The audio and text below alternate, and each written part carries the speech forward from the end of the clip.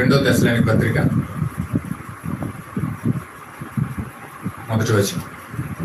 సహోదరులారా, ప్రభు దినం ఇప్పుడే వచ్చి అన్నట్టుగా ఆత్మ వలనైనను మాట వలనైనను మా యొద్ద నుండి వచ్చినదని చెప్పిన పత్రికల వలనను ఎవడైనను చెప్పిన ఎడల మీరు త్వరపడి చంచల మనసుకులు కాకుండా వలనని బెదరకుండా వలనని మన ప్రభువైన యేసుక్రీస్తు రాకడను బట్టి మనము ఆయన యొద్ద కూడుకొనుట బట్టి మిమ్మల్ని వేడుకొంచున్నాం.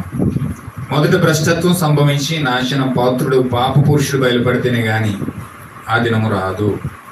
హల్లెలూయా. గత వారంలో చూసాం, చాలా విషయాలు మనం దీని యొక్క వాక్యం మీద చూసాం. మనం భ్రష్టత్వం కోసం చూసాం. హల్లెలూయా. ఎంతమంది ప్రార్థన చేశారండి మెసేజ్ కోసం? విన్న మెసేజ్ కోసం ఎంతమంది ప్రార్థన చేశారు?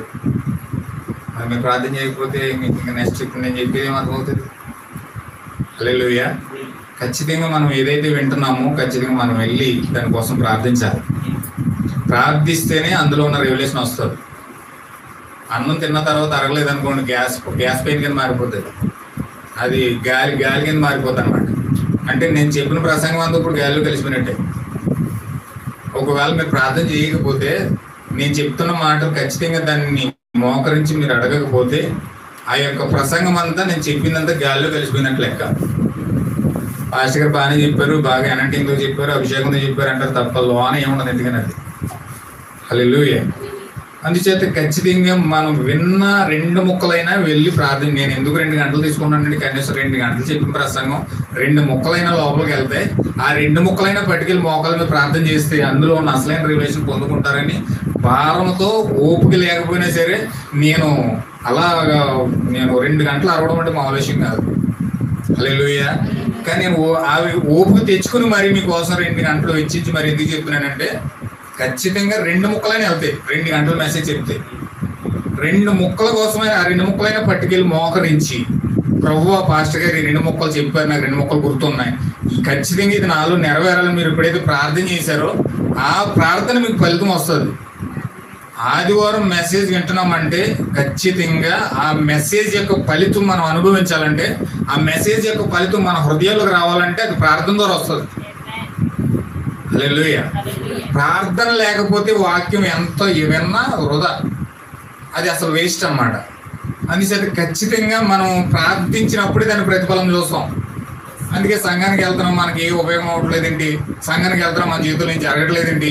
సంఘానికి వెళ్తున్నాం, మనకి ఏం కార్యం జరగట్లేదని మనం అనుకుంటాం. కానీ ఆ జరగట్లేదన్న విషయం మనం ఎందుకు కోల్పోతున్నాం అంటే, వెనక దాని విషయంలో కూర్చిన శ్రద్ధ, ప్రార్థన మన జీవితంలో లేవు. అందుకే మనం ఏం పొందుకోలేకపోతా ఉన్నాం. దానికోసం శ్రద్ధ చూపించట్లేదు. దానికోసం మనం ఏమాత్రం కూడా దాన్ని పట్టుదల పెట్టి దాన్ని ఏమైనా సరే పొందుకోవాలనే తాపత్రయం మన హృదయంలో కలగాలి. ఎప్పుడైతే విధంగా కలుగుతుందో అప్పుడు మన జీవితంలో ఏదైనా పొందుకుంటాం. ఎందుకంటే నా వల్ల మీకు ఏదైనా ఉపయోగం కలగాలని మాట చెప్తున్నాను. కష్టపడి వస్తున్నారు, దూరం నుంచి ప్రయాణాలు చేసి వస్తున్నారు, ఖచ్చితంగా వస్తున్నారు కాబట్టి వచ్చిన దానికి మీకు ప్రతిఫలం ఉండాలి కదా. నా కోసమే రావట్లేదు కదా మీరు, ఖచ్చితంగా మీరు దేవుడి కోసమే వస్తున్నారు, దేవుని యొక్క వాక్యం కోసం వస్తూ ఉన్నారు. మరి ఆ దేవుని వాక్యం మీద మీ హృదయాల్లో ప్రతిఫలం దొరకాలి కదా. ఆ ప్రతిఫలం దొరకాలంటే ఖచ్చితంగా దేవుడి దగ్గరికి వెళ్ళి అడగాలి, ప్రభువా ఈ వాక్యం నాతో మాట్లాడావు, దీని ద్వారా నాకు ఏం నేర్పించాలనుకుంటున్నావు, దీని ద్వారా నేను ఏం పొందుకోవాలి అని ఎప్పుడైతే మోకరించి ప్రార్థించామో దాని యొక్క ప్రతిఫలం ఏదో మనం పొందుకుంటాం. హల్లెలూయా. అందుచేత ఖచ్చితంగా మీరు విన్న వాక్యాన్ని విన్నట్టుగా వదిలేయద్దు. ఖచ్చితంగా మీరు దానికోసం ప్రార్థించండి. ప్రార్థించిన ప్రతిఫలం మీరు ఖచ్చితంగా పొందుకోవాలి. హల్లెలూయా. అన్నం తిన్న తర్వాత అన్నం అంతా మనకి బలం కాదండి. ఫ్రూట్స్ తింటాం, అన్నం తింటాం, గోధుమలు తింటాం, అన్నీ తింటాం, కానీ అవన్నీ మన బలం కాదు. అందులో కొంత సెల్స్, కొన్ని బ్లడ్ కణాలు వస్తాయి. ఆ బ్లడ్ కణాలు మాత్రమే నరాల్లోకి వెళ్తాయి. మనం తిన్న ఫుడ్ అంతా నరాల్లోకి వెళ్దండి. నరాల్లోకి ఫుడ్ వెళ్దు. నరాల్లోకి ఎప్పుడు వెళ్తుంది అంటే రక్తంగా మారిన తర్వాత నరాల్లోకి వెళ్తుంది. ఆ నరాలు బలపడినప్పుడే కండరాలు బలపడతాయి. కండరాలు బలపడినప్పుడే ఆలోచన శక్తి మెరుగుపరచబడుతుంది. కానీ తిన్న ఫుడ్ ఎక్కడికి వెళ్తుంది అంటే మిషన్లోకి వెళ్తుంది, జీర్ణశక్తి మిషన్లోకి వెళ్తుంది. ఆ జీర్ణశక్తి మిషన్లోకి వెళ్ళి ఆ యొక్క ఫుడ్ అంతా అరగదీసి ఆ చెత్త అంతానేమో మల విసర్జన రూపంలో వెళ్ళిపోద్ది. ఆ రక్తం మాత్రమే నరాల్లోకి వెళ్తుంది. అంటే నరాల్లోకి వెళ్ళిన రక్తం మాత్రమే నీకు ఉపయోగం. రక్తం వెళ్తేనే నీ యొక్క బ్లడ్ సర్క్యులేషన్ అంతా బాడీ అంతా జరిగితేనే నువ్వు ఆరోగ్యంగా ఉన్నట్టు. హల్లెలూయా. ఖచ్చితంగా లోన బ్లడ్ సర్క్యులేషన్ జరగాలి. ప్రతి నరంలోనే బ్లడ్ వెళ్ళాలి. కొన్ని వేల మైళ్ళ వేగంతో బ్లడ్ ప్రయాణిస్తుంది లోపల. ఆ యొక్క రక్తం ప్రవహించినప్పుడే నువ్వు ఆరోగ్యంగా ఉన్నావని లెక్క. అంటే భౌతికంగా ఈ రక్తం ప్రవహిస్తున్నప్పుడు ఆరోగ్యంగా ఉన్నావు శారీరకంగా. మరి ఆత్మ సంబంధమైన రక్తం ప్రభు యేసుక్రీస్తు రక్తము నీ ఆలోచనలో ప్రవహిస్తుంటే అప్పుడు నీవు ఆత్మీయంగా కూడా ఆరోగ్యంగా ఉన్నావు అని అర్థం. హల్లెలూయా. యేసుక్రీస్తు యొక్క రక్తం నీ యొక్క బాడీలో మొత్తం తిరగాలి. బాడీలో తిరగడం అంటే నువ్వు పని చేసుకున్నప్పుడు కూడా యేసుక్రీస్తు కోసం ఆలోచిస్తావు. ఆయన సిలువ ఎలాగ వేయబడ్డాడు, పాస్టర్ గారు ఎలా చెప్పారు వాక్యం, ఆయన ఎందుకు చెప్పాడు, లేఖనం ఏం చెప్తుంది, వాక్యం ఏం చెప్తుంది, ఈ రెవల్యూషన్ ఎందుకు మన జీవితంలోకి వస్తుంది, యాకోబు ఏం చేశాడు, యేసోబు ఏం చేశాడు, మరియమ్మ ఏం చేసింది, ఎస్సీ ఏం చేశాడు, ఎస్కేల్ ఏం చేశాడు, ఇలాగా నువ్వు ప్రతి క్షణము కూడా దానికోసమే ఆలోచిస్తావు. అంటే రక్తం ప్రవహిస్తుందంటే ఆత్మీయంగా ఆరోగ్యంగా ఉన్నావంటే అర్థం ఏంటంటే ఈ ఆలోచనలన్నీ తిరుగుతూ ఉంటాయి అన్నమాట. నువ్వు అక్కడే ఉంటావు, చుట్టూ నువ్వు 100 మంది ఉన్నా సరే నీ ఆలోచనలో తిరుగుతూనే ఉంటావు. హల్లెలూయా. అంటే నువ్వు ఆత్మీయంగా నువ్వు ఆరోగ్యంగా ఉన్నావు అనడానికి అర్థం ఏంటంటే బైబిల్ మొత్తం తిరుగుతుంది లోపల. అంటే యేసుక్రీస్తు యొక్క రక్తం ఏంటంటే వాక్యమే ఉంది. ఈ వాక్యం నీలో తిరుగుతుందంటే ఆత్మీయంగాను నువ్వు భౌతికంగా ఎంత ఆరోగ్యంగా ఉన్నావో ఆత్మీయంగా కూడా అంతే ఆరోగ్యంగా ఉన్నావు. ఒకవేళ బ్లడ్ సర్క్యులేట్ అవ్వట్లేదు మీకు పారాలసిస్ స్ట్రోక్ వచ్చేసింది. ఆత్మీయంగా పారాలసిస్ స్ట్రోక్ అంటే మొత్తం బీసిపోయింది అనమాట. మొత్తం ఏ పార్ట్ కూడా పని చేయట్లేదు. వాక్యమే ఆలోచన రావట్లేదు. ఆ డబ్బులు ఎక్కడ, ఆ పని ఎక్కడ, ఆ కొండ ఎక్కడ, ఆ కూర ఎక్కడ, ఆ బట్టలు ఎక్కడ, ఇవి మనం ఆలోచించేది. హల్లెలూయా. ఇవన్నిటి కోసం ఆలోచిస్తున్నావు అంటే నువ్వు ఆత్మీయంగా ఏం చేసింది, నీకు ఎలా ఉంది, పారాలసిస్ స్ట్రోక్ వచ్చేసింది. బాడీ పని చేయట్లేదు. ఇక బ్రెయిన్ స్ట్రోక్ ఉంటుంది, పారాలసిస్ స్ట్రోక్ ఉంటుంది, మొత్తం రకరకాల స్ట్రోకులు ఉంటాయి. చాలా స్ట్రోకులు ఉన్నాయి. ఈ అన్ని స్ట్రోకులన్నీ వచ్చి మన మీద ఆత్మీయంగా దాడి చేస్తున్నాయి అనుకో, ఇంక మనం బైబిల్ కోసం ఆలోచించం కదా, దానికి గుర్తే రాదు. వెళ్ళి అక్కడ పడేసి మళ్ళీ ఆదివారం మొత్తం దానికి గుర్తు రాదు. అలాగే అయిపోద్ది అనమాట. కొంతమంది బుజెట్టేసి ఆదివారం ఏం చేస్తారంటే ఆ బైబిల్ అలా ఇలా దుబ్బేసి పట్టుకొస్తారు. మళ్ళీ ఎవరైనా చూస్తే మళ్ళీ తీయలేదు అనుకుంటారని ఖర్చు పెట్టి కొంతమంది నాకు ఫ్రెండ్ ఉండి కూడా స్కూల్లో కాలేజీలో అడేం చేసి చూడండి ఆదివారం అంటే తడిగొట్టేసి శుభ్రంగా తుడిచేసి కొబ్బరి నూనె నెట్టేసి తీసుకెళ్తాడట. బైబిల్లో కొబ్బరి నూనె నెట్టేసి అంటే అంత నీట్గా ఉంటే అయ్యి బాబు బైబిల్ ఎంత బాగా చదువుతున్నాడో అనుకుంటారని కొబ్బరి నూనె శుభ్రంగా రాసేసి నల్లదాని మీద కొబ్బరి నూనె ఎలా కనపడుతుందండి, మెరుస్తుంది అనమాట, సైనింగ్ వస్తుంది. అతను అంతలా తీసుకెళ్తాడని బైబిల్ని అంత పరిశుద్ధంగా తీసుకెళ్తాను అనుకోడు. అంటే అంత దుమ్ము లేకుండా అంత డస్ట్ లేకుండా చాలా నీట్గా వెళ్ళాలి చర్చిగా అనుకోడు. నేను అప్పుడు ఎక్కిపించు నాకు తెలియదు కదా అంతగానే. హల్లెలూయా. అంటే ఆదివారం శుభ్రంగా దుమ్ము తులిపేసి నూనె రాసి గుట్ట తుడిచేసి శుభ్రంగా నల్లని బైబిల్ చక్కగా అందంగా తీసుకెళ్తే కాదు, అందులో ఉన్న వాక్యం రావాలి కదా లోపలికి. అందులో ఉన్న వాక్యం లోపలికి ఎప్పుడైతే వచ్చిందో అది ఉపయోగం.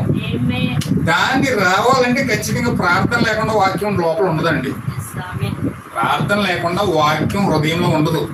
ఎంత వాక్యం అన్నా అది వృధా, ఎంత వాక్యం అన్నా అదంతా కూడా గాలిలో కలిసిపోతుంది. అందుకే ప్రవక్త అన్నాడు, వాక్యం చెప్తున్నప్పుడు అండి ఖచ్చితంగా అది తలల పై నుంచి వెళ్ళిపోతుందట, ఎడం పక్క నుంచి వెళ్ళిపోద్దంట, కుడి పక్క నుంచి వెళ్ళిపోద్దంట, అంటే మొత్తం కాలు కింద నుంచి వెళ్ళిపోతుందట. రకరకాలుగా వాక్యం హృదయంలోకి వెళ్లకుండా బయటకు వెళ్ళిపోద్దట. అంటే వాళ్ళు బయటకు వెళ్ళిపోతుందంటే వాళ్ళు ఏమాత్రం కూడా వాక్యాన్ని హృదయంలో తీసుకోవట్లేదు. తీసుకుంటే ఖచ్చితంగా ఒక్క మాట ఏంటంటే వాళ్ళకి ఏదో ఉపయోగం కలుగుతుంది, వారి జీవితంలో ఏదో ఉపయోగం కలుగుతుంది, వారి జీవితంలో ఏదో విశ్వాసం పొందుకుంటారు వాళ్ళు. అంటే లోపలికి వెళ్ళట్లేదంటే ఖచ్చితంగా వారు దాన్ని స్వీకరించట్లేదని అర్థం, దాన్ని వాళ్ళు అర్థం చేసుకోవట్లేదని అర్థం. ఖచ్చితంగా లోపలికి వెళితేనే వాళ్ళ హృదయాల్లో ఏదన్నా కార్యం జరుగుతుంది, అప్పుడు ఆలోచన వస్తుంది అన్నమాట. అందుచేత ఖచ్చితంగా కొంచెం నేను బాధ్యతతోనూ బరువుతోనూ భారంతోనూ చెప్తున్నాను, విన్న వాక్యం కోసం ప్రార్థించాను. హల్లెలూయా. ఎందుకంటే ఈ మాటలు నేను నా ఎంతటి నేను చెప్పట్లేదు, కానీ ఇక్కడ ఉన్న ప్రసంగాలు ఏవి కూడా పరిశుద్ధాత్మ మాట్లాడుతున్నాను. పరిశుద్ధాత్మ పనిచేయడం నేను స్పష్టంగా చూస్తున్నాను. మాట్లాడేది దేవుడు అని, ఒక మనిషి ఇక్కడ మాట్లాడలేదు. కొంతసేపు నేను ట్రై చేస్తున్నాను, కానీ ఆ తర్వాత నుంచి పరిశుద్ధాత్మ వశంలో తీసుకుంటాం. ఖచ్చితంగా పరిశుద్ధాత్మ మాట్లాడే మాటలు మనం నిర్లక్ష్య పెట్టద్దు.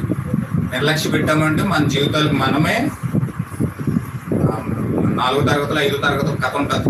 ఆ కథ ఏంటంటే ఆ చెట్టు పైన కూర్చుంటాడు, వాడు కొమ్మ మీద కూర్చుంటాడు అనమాట. ఆ కొమ్మ మీద కూర్చున్న కొమ్మని నరికేసుకుంటాడు. వాడు కూర్చున్న కొమ్మని నరికేసుకుంటాడు అనమాట. అంటే ఒక కథ ఉంటుంది. అది కూర్చున్న కొమ్మని నరికేసుకుంటాడు అనమాట. నరికేసి కొమ్మతో పాటు అలా నదిలో పడతాడు. హల్లెలూయా. అంటే మనము కూర్చున్న కొమ్మను నరుక్కున్నట్టు ఎలాగవుతుందంటే, వాక్యాన్ని వెంబడిస్తూ వాక్యం వెంట పోతూ ఆ వాక్యాన్ని కనుక మన హృదయంలో కనుక తీసుకోకపోతే మనం కూర్చున్న కొమ్మను నరుక్కున్నట్టే. అంటే మనమే శిక్షణ వేసుకుంటున్నాం, మన జీవితాలకు మనమే శాపం తెచ్చుకుంటున్నాం. అందుచేత శాపం మన జీవితాల్లోకి చర్చికి తెచ్చుకుంటున్నాం మనం. ఎందుకంటే వాక్యం దగ్గరికి వెళ్ళి శాపం తెచ్చుకుంటున్నాం మనం. ఎవరైనా చర్చికి ఎందుకు వెళ్తారు? ఆశీర్వాదం పొందుకోవడానికి. కానీ చర్చి కొంతమంది ఎందుకు వెళ్తారంటే శాపం పొందుకోవడానికి వెళ్తారు.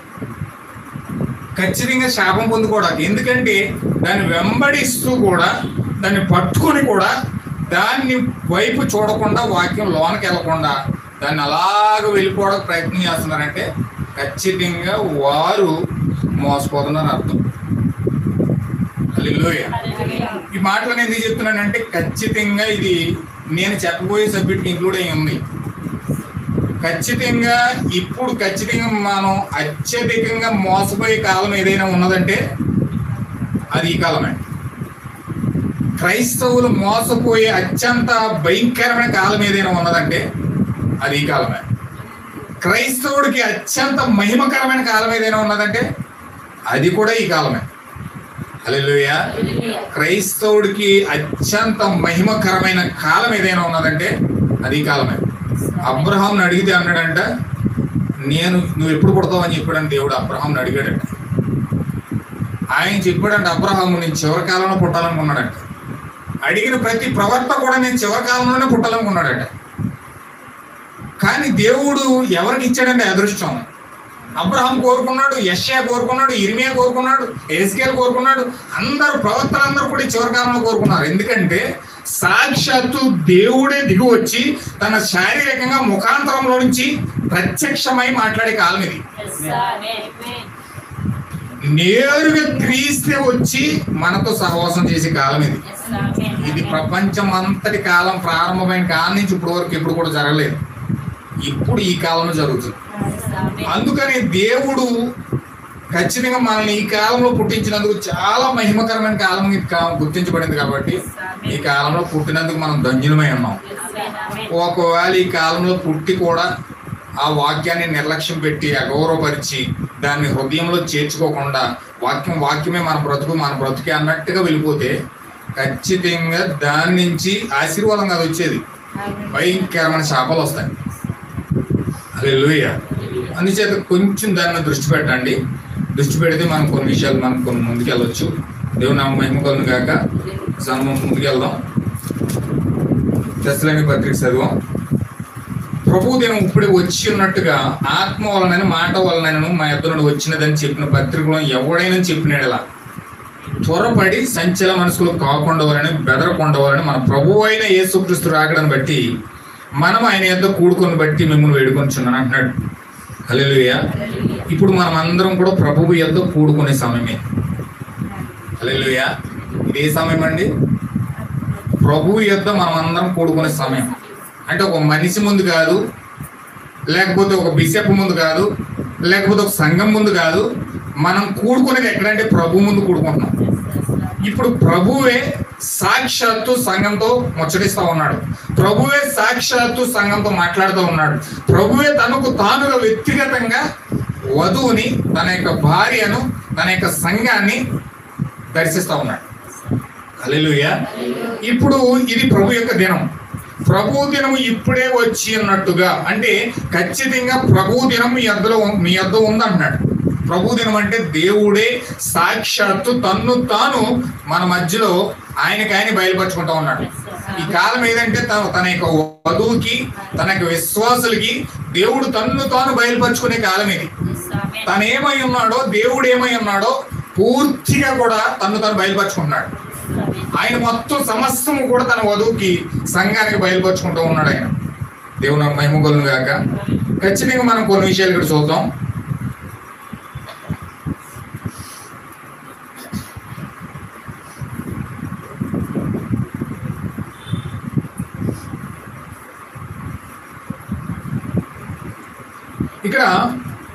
ఇది రాకడ సమయమే ఉన్నది. మనం రాకడ సమయంలో ఉన్నాం. హల్లెలూయా. ఎక్కడున్నామండి? ఇది ఏంటిది? ఇది రాకడ సమయం, దేవుని యొక్క రాకడ సమయం. ఖచ్చితంగా ఆయన రాకడ బట్టి మనం ముందుకెళ్తా ఉన్నాం కాబట్టి, ఆయన రాకడ సమయంలో మనం ఉన్నాం కాబట్టి చాలా జాగ్రత్తగా ఉండమని పౌలు గారు చాలా ఖండితంగా ఆజ్ఞాపిస్తున్నాడు, గద్దిస్తున్నాడు, బుద్ధి చెప్తున్నాడు. లాస్ట్ వీక్లో మనం చూసాం, మరియ యొక్క పట్టుదల చూసాం, మరియ యొక్క విశ్వాసం చూసాం, మరియ యొక్క ఆ యొక్క నిర్ణయం చూసాం, మరియ యొక్క ఆ యొక్క ఖచ్చితమైన నిబంధన చూసాం. హల్లెలూయా. వాక్యం పట్ల ఆ మరియకున్న విశ్వాసం ఎట్టిదో, ఆమె నిందను కానీ, ఆమె యొక్క బాధను కానీ, ఆమె యొక్క మరణాన్ని కానీ, ఆమె సమాజంలో వెక్కిరించబడటం కానీ ఏ మాత్రం కూడా మరియం లెక్సేయట్లేదు. ఆమె పరిపూర్ణంగా క్రీస్తును పొందుకోవడానికి ఒక్క అడుగు కూడా వెనకేయలేదు. హల్లెలూయా. వెనకడుగు వేయలేదు. మనుషులు నన్ను ఇలా నిందిస్తారేమో, మనుషులు నన్ను ఇంత బాధ పెడతారేమో, మనుషులు నన్ను ఈ విధంగా సమాజం నన్ను వ్యతిరేకిస్తుందేమో, చాలా భయంకరంగా నన్ను కుంగదీస్తుందేమో అన్న నిందలకు కానీ, శ్రమలకు కానీ, బాధలకు కానీ ఆమె వెనకడుగు వేయలేదు. ఒక స్ట్రాంగ్ నిర్ణయం తీసుకుంది. ఎందుకు అలాంటి నిర్ణయం తీసుకుందంటే, ఆమె ఎదురుగా ఉన్నది ఎవరో కాదు, సాక్షాత్తు దేవుని యొక్క దూత గాబ్రియల్ దూత వచ్చి ఆమెకు ఆ యొక్క పరలోకము యొక్క సంబంధించిన వర్తమానం తీసుకొచ్చి మరియంకి ఇస్తా ఉంది. హల్లెలూయా.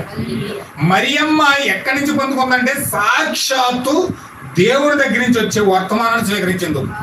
ఆ వర్తమానం ఎప్పుడైతే స్వీకరించిందో, ఆ వర్తమానంలో ఉన్న బలము, ఆ వర్తమానంలో ఉన్న శక్తి, ఆ వర్తమానంలో ఉన్న ప్రసన్నత ఆమె చూస్తా ఉంది. హల్లెలూయా. ఖచ్చితంగా ఎప్పుడైతే ఈ కాలంలో నిజమైన క్రైస్తవుడు కానీ, నిజమైన ఆ యొక్క తిరిగి జన్మించిన వ్యక్తి కానీ, ఖచ్చితంగా ఆ వ్యక్తి పరలోకం యొక్క దర్శనాన్ని కనుక అతను పొందుకుంటే, పరలోకం యొక్క దర్శనాన్ని కనుక అతను పొందుకుంటే, ఎంత మాత్రము కూడా వచ్చే నిందలకు కానీ, శ్రమలకు కానీ, ఆటుపోట్లు దేనికి కూడా వెనకడిగేయడు. ఎంతమందికి అర్థమవుతుందన్నమాట? ఏమన్నా వింటున్నారా? వింటున్నారండి? నిద్రపోతుందండి. నిద్రపోకుండా దయచేసి కొంచెం వాక్యం మీద దృష్టి పెట్టండి. సరైన వాక్యం వచ్చినప్పుడు సాతానుడు జోలు పడతాడు చక్కగా. ఆ మాటలే వెనకమ్మ నిద్ర నేను జోలు పురుస్తుంది జోలాలి అంటాడు. అందుచేత ఖచ్చితంగా సాతాను దగ్గరికి మనం ఇప్పుడు నేను సాతాన్నే నేను టార్గెట్ చేస్తున్నాను. వాడికి అర్థమైపోయింది ఆల్రెడీ. హల్లెలూయా. దేవుని మహిమ పొంది కాక హుషారుగా ఉన్నారు కదా.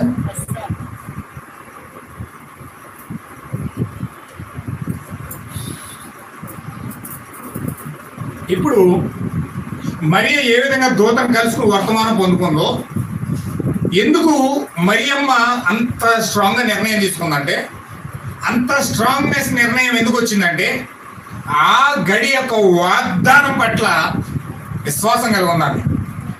ఆ గడి యొక్క వాగ్దానం కోసం ఆమె ఆలోచిస్తూ ఉంది. ఆ గడి యొక్క వాగ్దానం కోసం ఎప్పుడైతే ఆలోచిస్తుందో, ఆ వాగ్దానం నెరవేర్చడానికి పరలోకం నుంచి వచ్చిన దూత సాక్షాత్తు ఆ వాగ్దానం ఎవరో కాదు, నువ్వే పొందుకున్నావు అంటారు. హల్లెలూయా. ఆమె వాగ్దానాన్ని దృష్టి పెట్టింది. ఆ వాగ్దానం పొందుకునే వ్యక్తిని దూత వచ్చి బయలుపరిచింది. ఇప్పుడు ఆ విధంగా ఎప్పుడైతే చెప్పిందో, ఇప్పుడు ఆ యొక్క గొప్ప నిశ్చయత అనేది మరియంకి వచ్చిందని. హల్లెలూయా. ఇప్పుడు ఈ చివరి కాలంలో దేవుడు ఏ వాగ్దానం చేశాడు మనకి? ఎలాంటి వాగ్దానం చేశాడు? ఇప్పుడు ఆ వాగ్దానం పట్ల మనకి ఎప్పుడైతే విశ్వాసం వస్తుందో, ఆ వాగ్దానం ఎప్పుడైతే కార్యం ఖచ్చితంగా చివరి కాలంలో దేవుడు ఆ వాగ్దానం నెరవేర్చడానికి బద్ధుడై ఉన్నాడని మనం ఖచ్చితంగా ఎరిగి ఉన్నామో, ఆ వాగ్దానమే నేరుగా మన యొక్కకు వచ్చినప్పుడు మనకు కూడా ఖచ్చితంగా గొప్ప నిశ్చయత అన్నది వస్తుంది. హల్లెలూయా. ఈ కాలం యొక్క దేవుడు ఏం వాగ్దానం చేశాడండి? ఈ చివరి కాలంలో దేవుని యొక్క వాగ్దానం ఏంటి? నేను చెప్పాను లాస్ట్ వీక్లో. ఎందుకంటే ఒక స్త్రీ ఒక అండంలోనికి ఒక కణాన్ని స్వీకరించే ముందు ఆ కణంలో 10 లక్షల మంది ప్రజలు వస్తూ ఉన్నారు. ఒక స్త్రీకి అండంలో నుంచి కణంలోనికి 10 లక్షల మంది వస్తున్నారంటే ఆమె ఆ యొక్క ఒక్క కణాన్ని మాత్రమే అండం స్వీకరిస్తూ ఉంది. హల్లెలూయా. ఒక్క కణానము, ఒక్క జన్యువును మాత్రమే ఆ అండం స్వీకరిస్తుంది. అంటే మిగతా 9,99,99 మంది అక్కడ ఫెయిల్ అయిపోయారు. అంటే ఒక్క కణాన్ని మాత్రమే స్వీకరించింది. అంటే దేవుడు ఎలక్ట్ చేసిన యొక్క వ్యక్తి ఆ గర్భంలోకి వెళ్ళి ఫలదీకరణ చెంది బయటకు వస్తా ఉన్నాడు. హల్లెలూయా. ఈ బైబిల్ అంతా కూడా ఆది కాండం నుంచి ప్రకటన గ్రంథం వరకు ఎన్నో లక్షల మంది ఆలోచనలు ఉన్నాయి, ఎన్నో లక్షల వాగ్దానాలు ఉన్నాయి, ఎన్నో లక్షల ప్రామిసెస్ దేవుడు చేశాడు.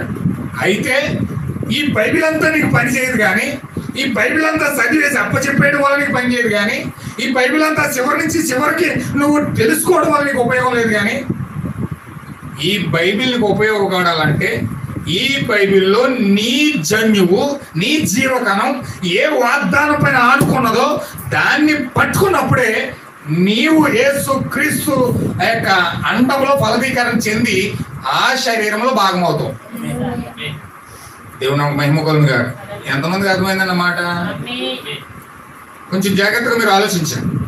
ఇప్పుడు ఖచ్చితంగా ఆ యొక్క వాక్యం అంతా కూడా పనిచేయదు కానీ ఆ వాక్యంలో నువ్వు ఎక్కడున్నావో, ఆ వాక్యంలోని జీవకణం ఏమై ఉన్నదో, ఆ వాగ్దానం ఏమై ఉన్నదో, ఆ వాగ్దానం నువ్వు పట్టుకున్నప్పుడు మాత్రమే నీకు జీవం అనేది వస్తూ ఉంది.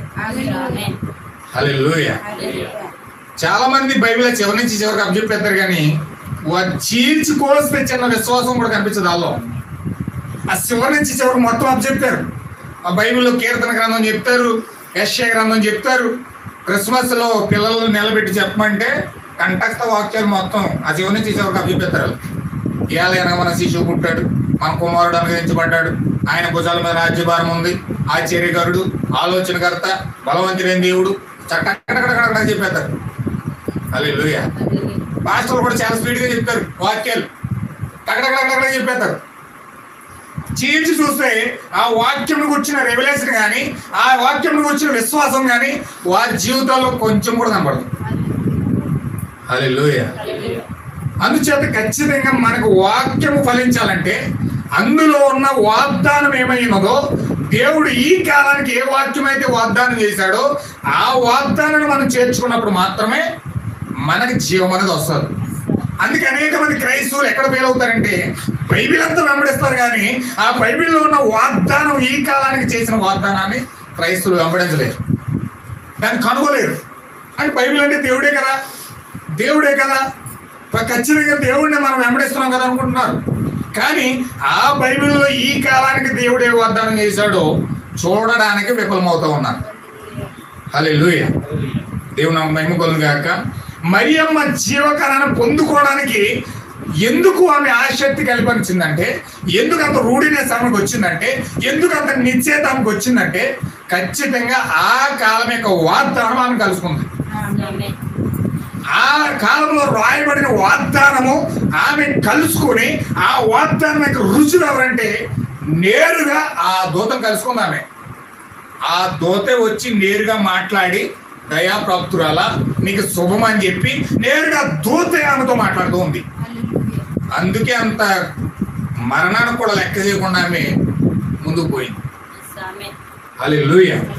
ఖచ్చితంగా ఈ చివరి కాలంలో దేవుడు ఎలాంటి వాగ్దానం చేశాడంటే సంఘానికి వాగ్దానం ఏమిటంటే ఖచ్చితంగా మలాకి గ్రంథం 4:5 దేవుడు సంఘానికి వాగ్దానం చేశాడు.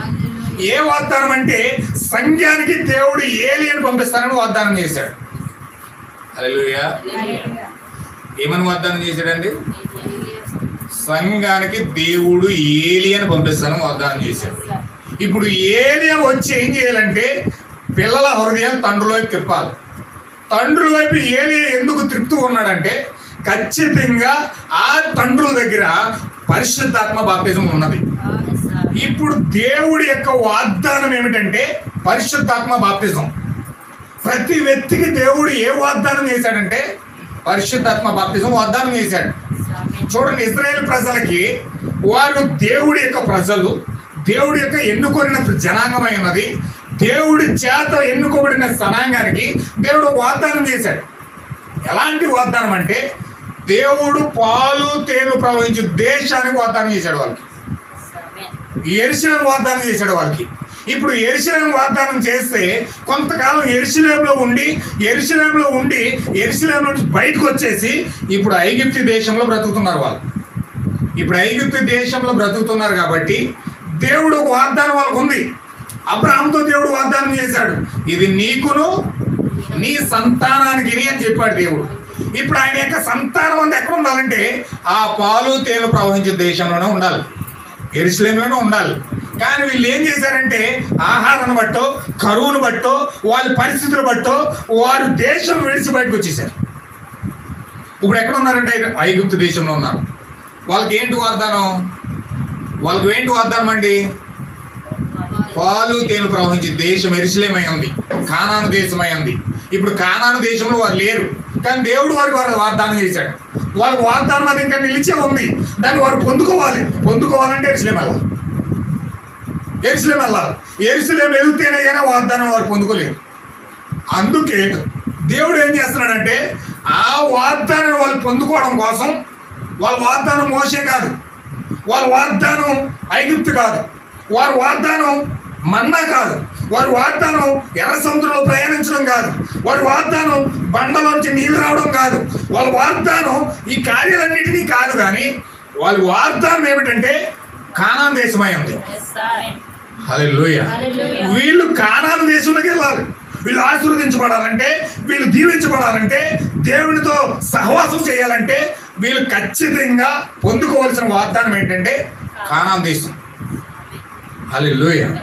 అయితే కానాను దేశం వెళ్ళాలంటే వీళ్ళకి దేవుడు ఏం చేస్తున్నాడంటే వాళ్ళని కానాను దేశం నడిపించడానికి దేవుడు ఒక ప్రవక్తను వారి మధ్యకి పంపిస్తా ఉన్నాడు. ఆయన ఎవరంటే మోషే అయి ఉన్నాడు. ఇప్పుడు మోషే వచ్చి వారిని కానాను దేశం తీసుకెళ్ళడానికి పడరాని కష్టాలన్నీ పడుతున్నాడు, అవమానాలు పడుతున్నాడు, భయంకరంగా నిందించబడతా ఉన్నాడు, త్రోసివేయబడతా ఉన్నాడు, శ్రమలు పడతా ఉన్నాడు, ఇబ్బందులు పడతా ఉన్నాడు, బండ సందులు పక్కకి వెళ్ళి ఏడుస్తూ ఉన్నాడు, భయంకరంగా నిందించబడతా ఉన్నాడు. ఆ శ్రమలన్నీ పడుకుంటూ ఇన్ని శ్రమలు కష్టాలు ఎందుకు పడుతున్నాడంటే కేవలం ఆ జనాన్ని తీసుకెళ్ళి వాగ్దాన దేశంలో పెట్టడానికి. హల్లెలూయా. ఆ జనాంగమే నిందలేస్తున్నారు. వాగ్దానం పొందుకోవడం మానేసి, వాగ్దానం మీద దృష్టి పెట్టడం మానేసి, వాగ్దానం మీద వాళ్ళు కార్యాలన్నీ జరిగించడం మానేసి అసలు వాగ్దానాన్ని మర్చిపోయారు.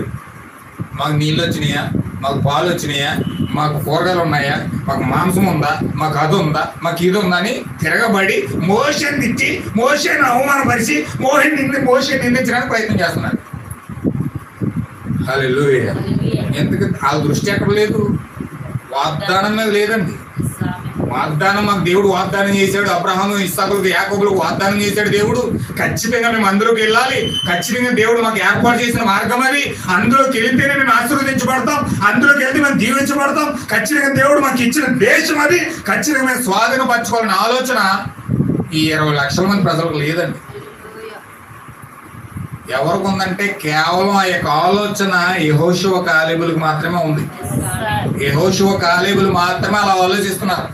దేవుడు మాకు వాగ్దానం చేశాడు, అబ్రహాముకు వాగ్దానం చేశాడు, ఇస్సాకుకు వాగ్దానం చేశాడు, యాకోబుకు వాగ్దానం చేశాడు. దేవుడు వాగ్దానం ద్వారా మేము దీవించబడతాం. వాగ్దాన దేశంలో ఉన్నప్పుడే, మా సొంత భూమిలో ఉన్నప్పుడే, మా సొంత దేశంలో ఉన్నప్పుడే మేము ఆశీర్వదించబడతాం, మేము దీవించబడతాం. ఖచ్చితంగా మేము అక్కడికి వెళ్ళాలి, అది మా దేశం, మేము స్వాధీనపరచుకోవాలి అని ఖచ్చితంగా వారు ఆశయం కలిగి మోషేని వెంబడిస్తున్నారు. వాళ్ళు మోషేని వెంబడించడం ఎందుకంటే నీళ్ళు ఎత్తాడనో, పాలు ఎత్తాడనో, లేకపోతే భోజనం పెడతాడనో దానికోసం వెంబడించట్లేదు. వాళ్ళు వెంబడించేది ఎందుకోసం అంటే కేవలం వాగ్దాన దేశం కోసం.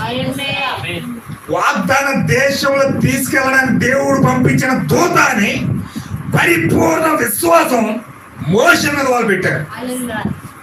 హల్లెలూయా. అందుకే యుద్ధం వచ్చినా, శ్రమ వచ్చినా, బాధ వచ్చినా, ఇబ్బంది వచ్చినా, కష్టం వచ్చినా వాళ్ళు ఎల్లప్పుడూ కూడా మోసే చేతులు ఎత్తడానికే చూశారు, కానీ ఎంత మాత్రం నిందలేసి కింద పడగొట్టడానికి ఎప్పుడు ప్రయత్నించలేదు. నిజమైన విశ్వాసం అలా వెంబడిస్తాడు. నిజమైన విశ్వాసం ఎల్లప్పుడూ కూడా నిందించడానికో, గేలి చేయడానికో, అవమానపరచడానికో ఎప్పుడు ఇష్టపడ్డు. ఖచ్చితంగా ఇతను దేవుడు పంపించిన వ్యక్తి, ఖచ్చితంగా దేవుడు కలిగిన వ్యక్తి, ఖచ్చితంగా పరిశుద్ధాత్మ కలిగిన వ్యక్తి. ఇతను వెంబడిస్తే ఖచ్చితంగా నేను వాగ్దాన దేశంలోకి వెళ్ళిపోతాను అనే విశ్వాసంతో వెంబడిస్తాడు వెంబడించే వ్యక్తి. కానీ 20 లక్షల మంది అలా వెంబడించట్లేదు. ఎలా వెంబడిస్తున్నారంటే, నువ్వు తీసుకొచ్చావు కాబట్టి మాకు కూరగాయలు ఎందుకు పెట్టట్లేదు, నువ్వు మాకు మాంసం ఎందుకు పెట్టట్లేదు, నువ్వు మాకు నీళ్ళు ఎందుకు ఇవ్వట్లేదు, నువ్వు ఇక్కడ తీసుకొచ్చి మమ్మల్ని చంపడానికి తీసుకొచ్చావు, వాగ్దాన దేశంగా తీసుకెళ్ళేది. ఏం మాట్లాడుతున్నావు అసలు? నువ్వు తీసుకొచ్చింది మమ్మల్ని నాశనం చేయడానికి తీసుకొచ్చావు, అంతే తప్ప వాగ్దాన దేశం తీసుకెళ్తా కాదు. అలా వాడుకుని మమ్మల్ని ఉపయోగించుకొని నువ్వేదో పేరు తెచ్చుకొని అలా బాగుపడదాం అనుకున్నావు తప్ప, కేవలం నువ్వు ఆ ఉద్దేశంతో వచ్చావు తప్ప మమ్మల్ని వాగ్దాన దేశం తీసుకెళ్తా రాలేదు నువ్వు అంటున్నారు. నీళ్ళు లేకపోతే గొడవ, పాలు లేకపోతే గొడవ, మాంసం లేకపోతే గొడవ, అన్నిటికీ గొడవే. హల్లెలూయా, దేవుని నాకు మహిమ కలుగును గాక. ఎంతమందికి అర్థమవుతుందండి? చూడండి, కొన్ని విషయాలు జాగ్రత్తగా మీరు గమనించారు. ఇప్పుడు ఈ యొక్క మోషే ఎప్పుడైతే వచ్చాడో, మోషే ఎక్కడికి నడిపించడానికి వచ్చాడంటే వాగ్దాన దేశంలో. హల్లెలూయా. ఒక ప్రవక్త భూమి మీదకి వచ్చాడంటే ఎక్కడ తీసుకెళ్తాడంటే వాగ్దాన దేశంలో తీసుకెళ్తా వస్తాడు. అంతే తప్ప తన వైపు తిప్పుకొని నన్ను వెంబడించండి, నన్ను ఫాలో అవ్వండి, స్వస్థపరచుకోండి, నేనే నా వైపే చూడండి, నేనే చేస్తాను ఈ కార్యాలన్నీ అని చెప్పుకోడు. హల్లెలూయా. దేవుని ప్రవక్త ఎల్లప్పుడూ భూమిపైకి వచ్చాడంటే ఒక మార్గాన్ని ఆయన కలిగి ఉన్నాడు. ఖచ్చితంగా ఒక నిర్దేశం ఆయనకు ఉన్నది, ఒక వాగ్దానం అక్కడ ఉంది. దేవుడు వాగ్దానం దగ్గరికి తీసుకెళ్ళమని ఆ ప్రవక్తను పంపించాడు కాబట్టి నేరుగా వ్యక్తి వచ్చి నేను ఎక్కడ తీసుకెళ్తాడు తెలుసా? వాగ్దానం దగ్గర తీసుకెళ్తాడు. ప్రవక్త భూమిపైకి వచ్చాడంటే ఆయన తీసుకెళ్ళేది ఎక్కడికంటే వాగ్దానం పైకి. ఇప్పుడు గాబ్రియల్ దూత వచ్చి మరియమ్మని ఎక్కడ తీసుకెళ్ళాడు? యెషయా ప్రవచించబడిన వాగ్దానం దగ్గర తీసుకెళ్తున్నాడు. దేవుని యొక్క నిజ ప్రవక్త భూమిపైకి వచ్చాడనడానికి రుజువు ఏంటంటే, ఆయన నిజమైన ప్రవక్త అని భూమి మీద రుజువు అవ్వాలంటే ఆయన చేసేది ఏంటంటే, ఏ గడియక దేవుడు వాగ్దానం చేశాడో ఆ వాగ్దానం దగ్గరికి ఆ దూత తీసుకెళ్తాడు. దేవుని మహిమ కలుగును గాక. ఇప్పుడు మరియమ్మ దగ్గరికి దేవుడు గాబ్రియల్ దూతని పంపించాడు కాబట్టి ఆ గాబ్రియల్ దూత నేరుగా యెషయా ప్రవచించిన ప్రవచనం దగ్గర తీసుకెళ్తుంది. చూడండి, ఒక మాట నేను చదువుతాను, కొన్ని విషయాలు మీకు కొన్ని అర్థమవుతాయి. అపోస్తుల కార్యాలు 2:14. అయితే పేతురు ఆ 11 కూడా లేచి పిలిచి బిగ్గరగా వారితో ఇట్లనెను, యూదయ మనుషులారా, యెరూషలేములో కాపురమున్న సమస్త జనులారా, ఫస్ట్ నుంచి చదవ 2వ అధ్యాయం స్టార్టింగ్ నుంచి.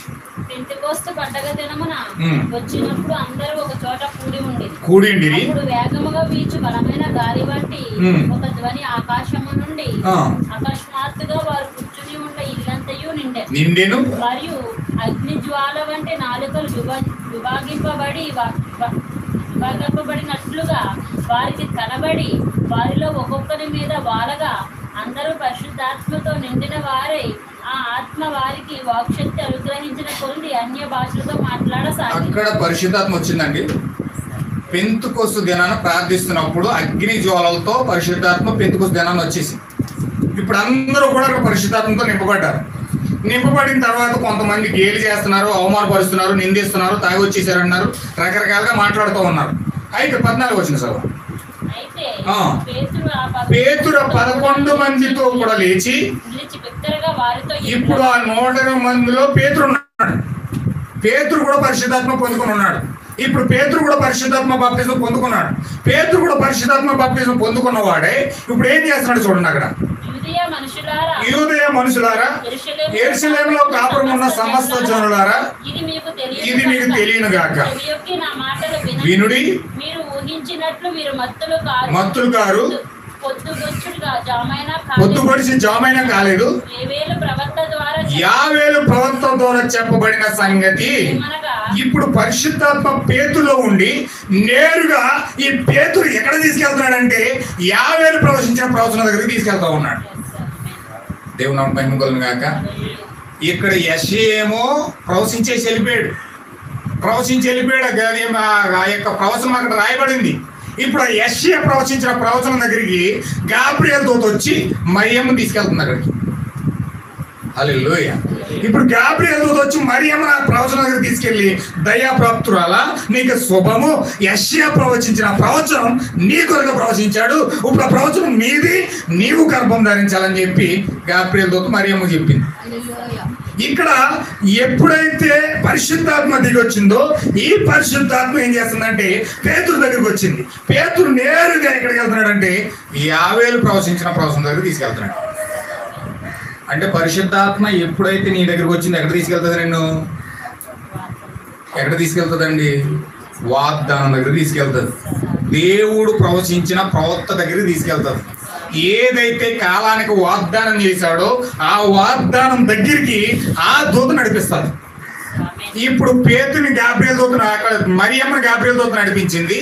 ఇక్కడ ఇజ్రాయెల్ సంఘాన్ని ఎవరు నడిపిస్తున్నారంటే ఆ సంఘం ప్రవచనం దగ్గరికి, యావేలు ప్రవచనం దగ్గరికి పేతుని నడిపిస్తున్నాడు. హల్లెలూయా. అప్పుడు గాబ్రియల్ దూతగా ఉన్నాడు, ఇప్పుడు సంఘానికి పేతురుగా ఉన్నాడు. కొత్త నిబంధనలో దూత ఎలా వస్తుందంటే, పాత నిబంధనలో దూతగా ఉన్న దూత ఇప్పుడు కొత్త నిబంధనలకు వచ్చి ఒక వ్యక్తిగా మారిపోయింది. ఇప్పుడు పేతురుగా మారిపోయింది. పరిశుద్ధాత్మ బాప్తిజం ఎలా మారిపోయింది? పేతురు ఎప్పుడైతే పరిశుద్ధాత్మ బాప్తిజం పొందుకున్నాడో ఇప్పుడు పరిశుద్ధాత్మ బాప్తిజం పొందుకున్న వ్యక్తిగా, క్రీస్తును పొందుకున్న వాడిగా పేతురు మారిపోయాడు. ఇప్పుడు నేరుగా పేతురు ఎక్కడికి తీసుకెళ్తాడంటే, పరిశుద్ధాత్మ ఎక్కడికి తీసుకెళ్తుందంటే యావేలు ప్రవచించిన ప్రవచనం దగ్గరికి తీసుకెళ్తుంది. అంటే నిజమైన ప్రవక్త భూమిపైకి వచ్చాడంటే, నిజమైన పరిశుద్ధాత్మ కలిగిన వ్యక్తి భూమిపైకి వచ్చాడంటే ఖచ్చితంగా వ్యక్తి ప్రవచనం దగ్గర తీసుకెళ్తాడు. చాలా ఉన్నాయి కానీ నేను అవన్నీ చాలా చెప్పను, టైం సరిపోదు. అయితే ఖచ్చితంగా ఆ యొక్క వ్యక్తి ఎప్పుడైతే ప్రవచనం దగ్గర తీసుకెళ్ళాడో, మనుషులందరి మీద నా ఆత్మ కుమ్మరిస్తానని యావేలు ప్రవచించిన ప్రవచనం ఏదో కాదు, ఇప్పుడు నెరవేరుతున్న వాక్యమే. వీళ్ళందరూ తాగి మత్తులు కాలేదు, మీరు తాగేశారనుకుంటున్నారు, రకరకాలుగా మాట్లాడుతున్నారు, గేలి చేస్తున్నారు, అవమానపరుస్తున్నారు. కానీ ఇక్కడ పని చేసేది దేవుడై ఉన్నాడు. ఆ దేవుడు ఎలా పని చేస్తున్నాడంటే యావేలు ప్రవచించిన ప్రవచనము ఇప్పుడు మన మధ్యలో నెరవేరుతుందని చెప్పాడు. దేవుని మహిమ కలుగును గాక. ఇప్పుడు ఖచ్చితంగా ఆ విధంగానే పరిశుద్ధాత్మ కదులుతారు. కాబట్టి మలాకి గ్రంథం 4:5 దేవుడు మలాకి ప్రవచించేశాడు. ఏమని ప్రవచించాడంటే ఏలియా వచ్చి పిల్లల హృదయాన్ని తండ్రులో తిప్పాడని చెప్పాడు. ఇప్పుడు ఏలియా వచ్చి పిల్లల హృదయాన్ని తండ్రులో తిప్పాలనే ప్రవచనము మలాకి ప్రవచించేశాడు. మలాకి వెళ్ళిపోయాడు. ఇప్పుడు మలాకి ప్రవచించిన ప్రవచనాన్ని పరిశుద్ధాత్మ తీసుకొని ఆ గడియలో ఎవరైతే ఉన్నారో ఆ పిల్లల దగ్గరికి పరిశుద్ధాత్మ వెళ్ళాలి. ఎలా వెళ్తుంది? దేవుడు ఎలా వెళ్తాడని చెప్తున్నాడు. ఇప్పుడు సంఘం దగ్గరికి పేతురు ఎలాగైతే వచ్చాడో, ఇప్పుడు చివరి కాలంలో ఉన్న సంఘం దగ్గరికి ఇప్పుడు పేతురు కాదు వచ్చేది, ఏలియా వస్తాడని చెప్తున్నాడు. హల్లెలూయా. ఎవరు వస్తారండి? ఏలియా వస్తాడు. ఇప్పుడు ఏలియా వచ్చి ఏం చేయాలంటే తండ్రుల దగ్గర తీసుకెళ్ళాలి. తండ్రుల దగ్గర తీసుకెళ్తేనే అది వాగ్దానమై ఉన్నది. చూడండి ఒకసారి మలాకి గ్రంథము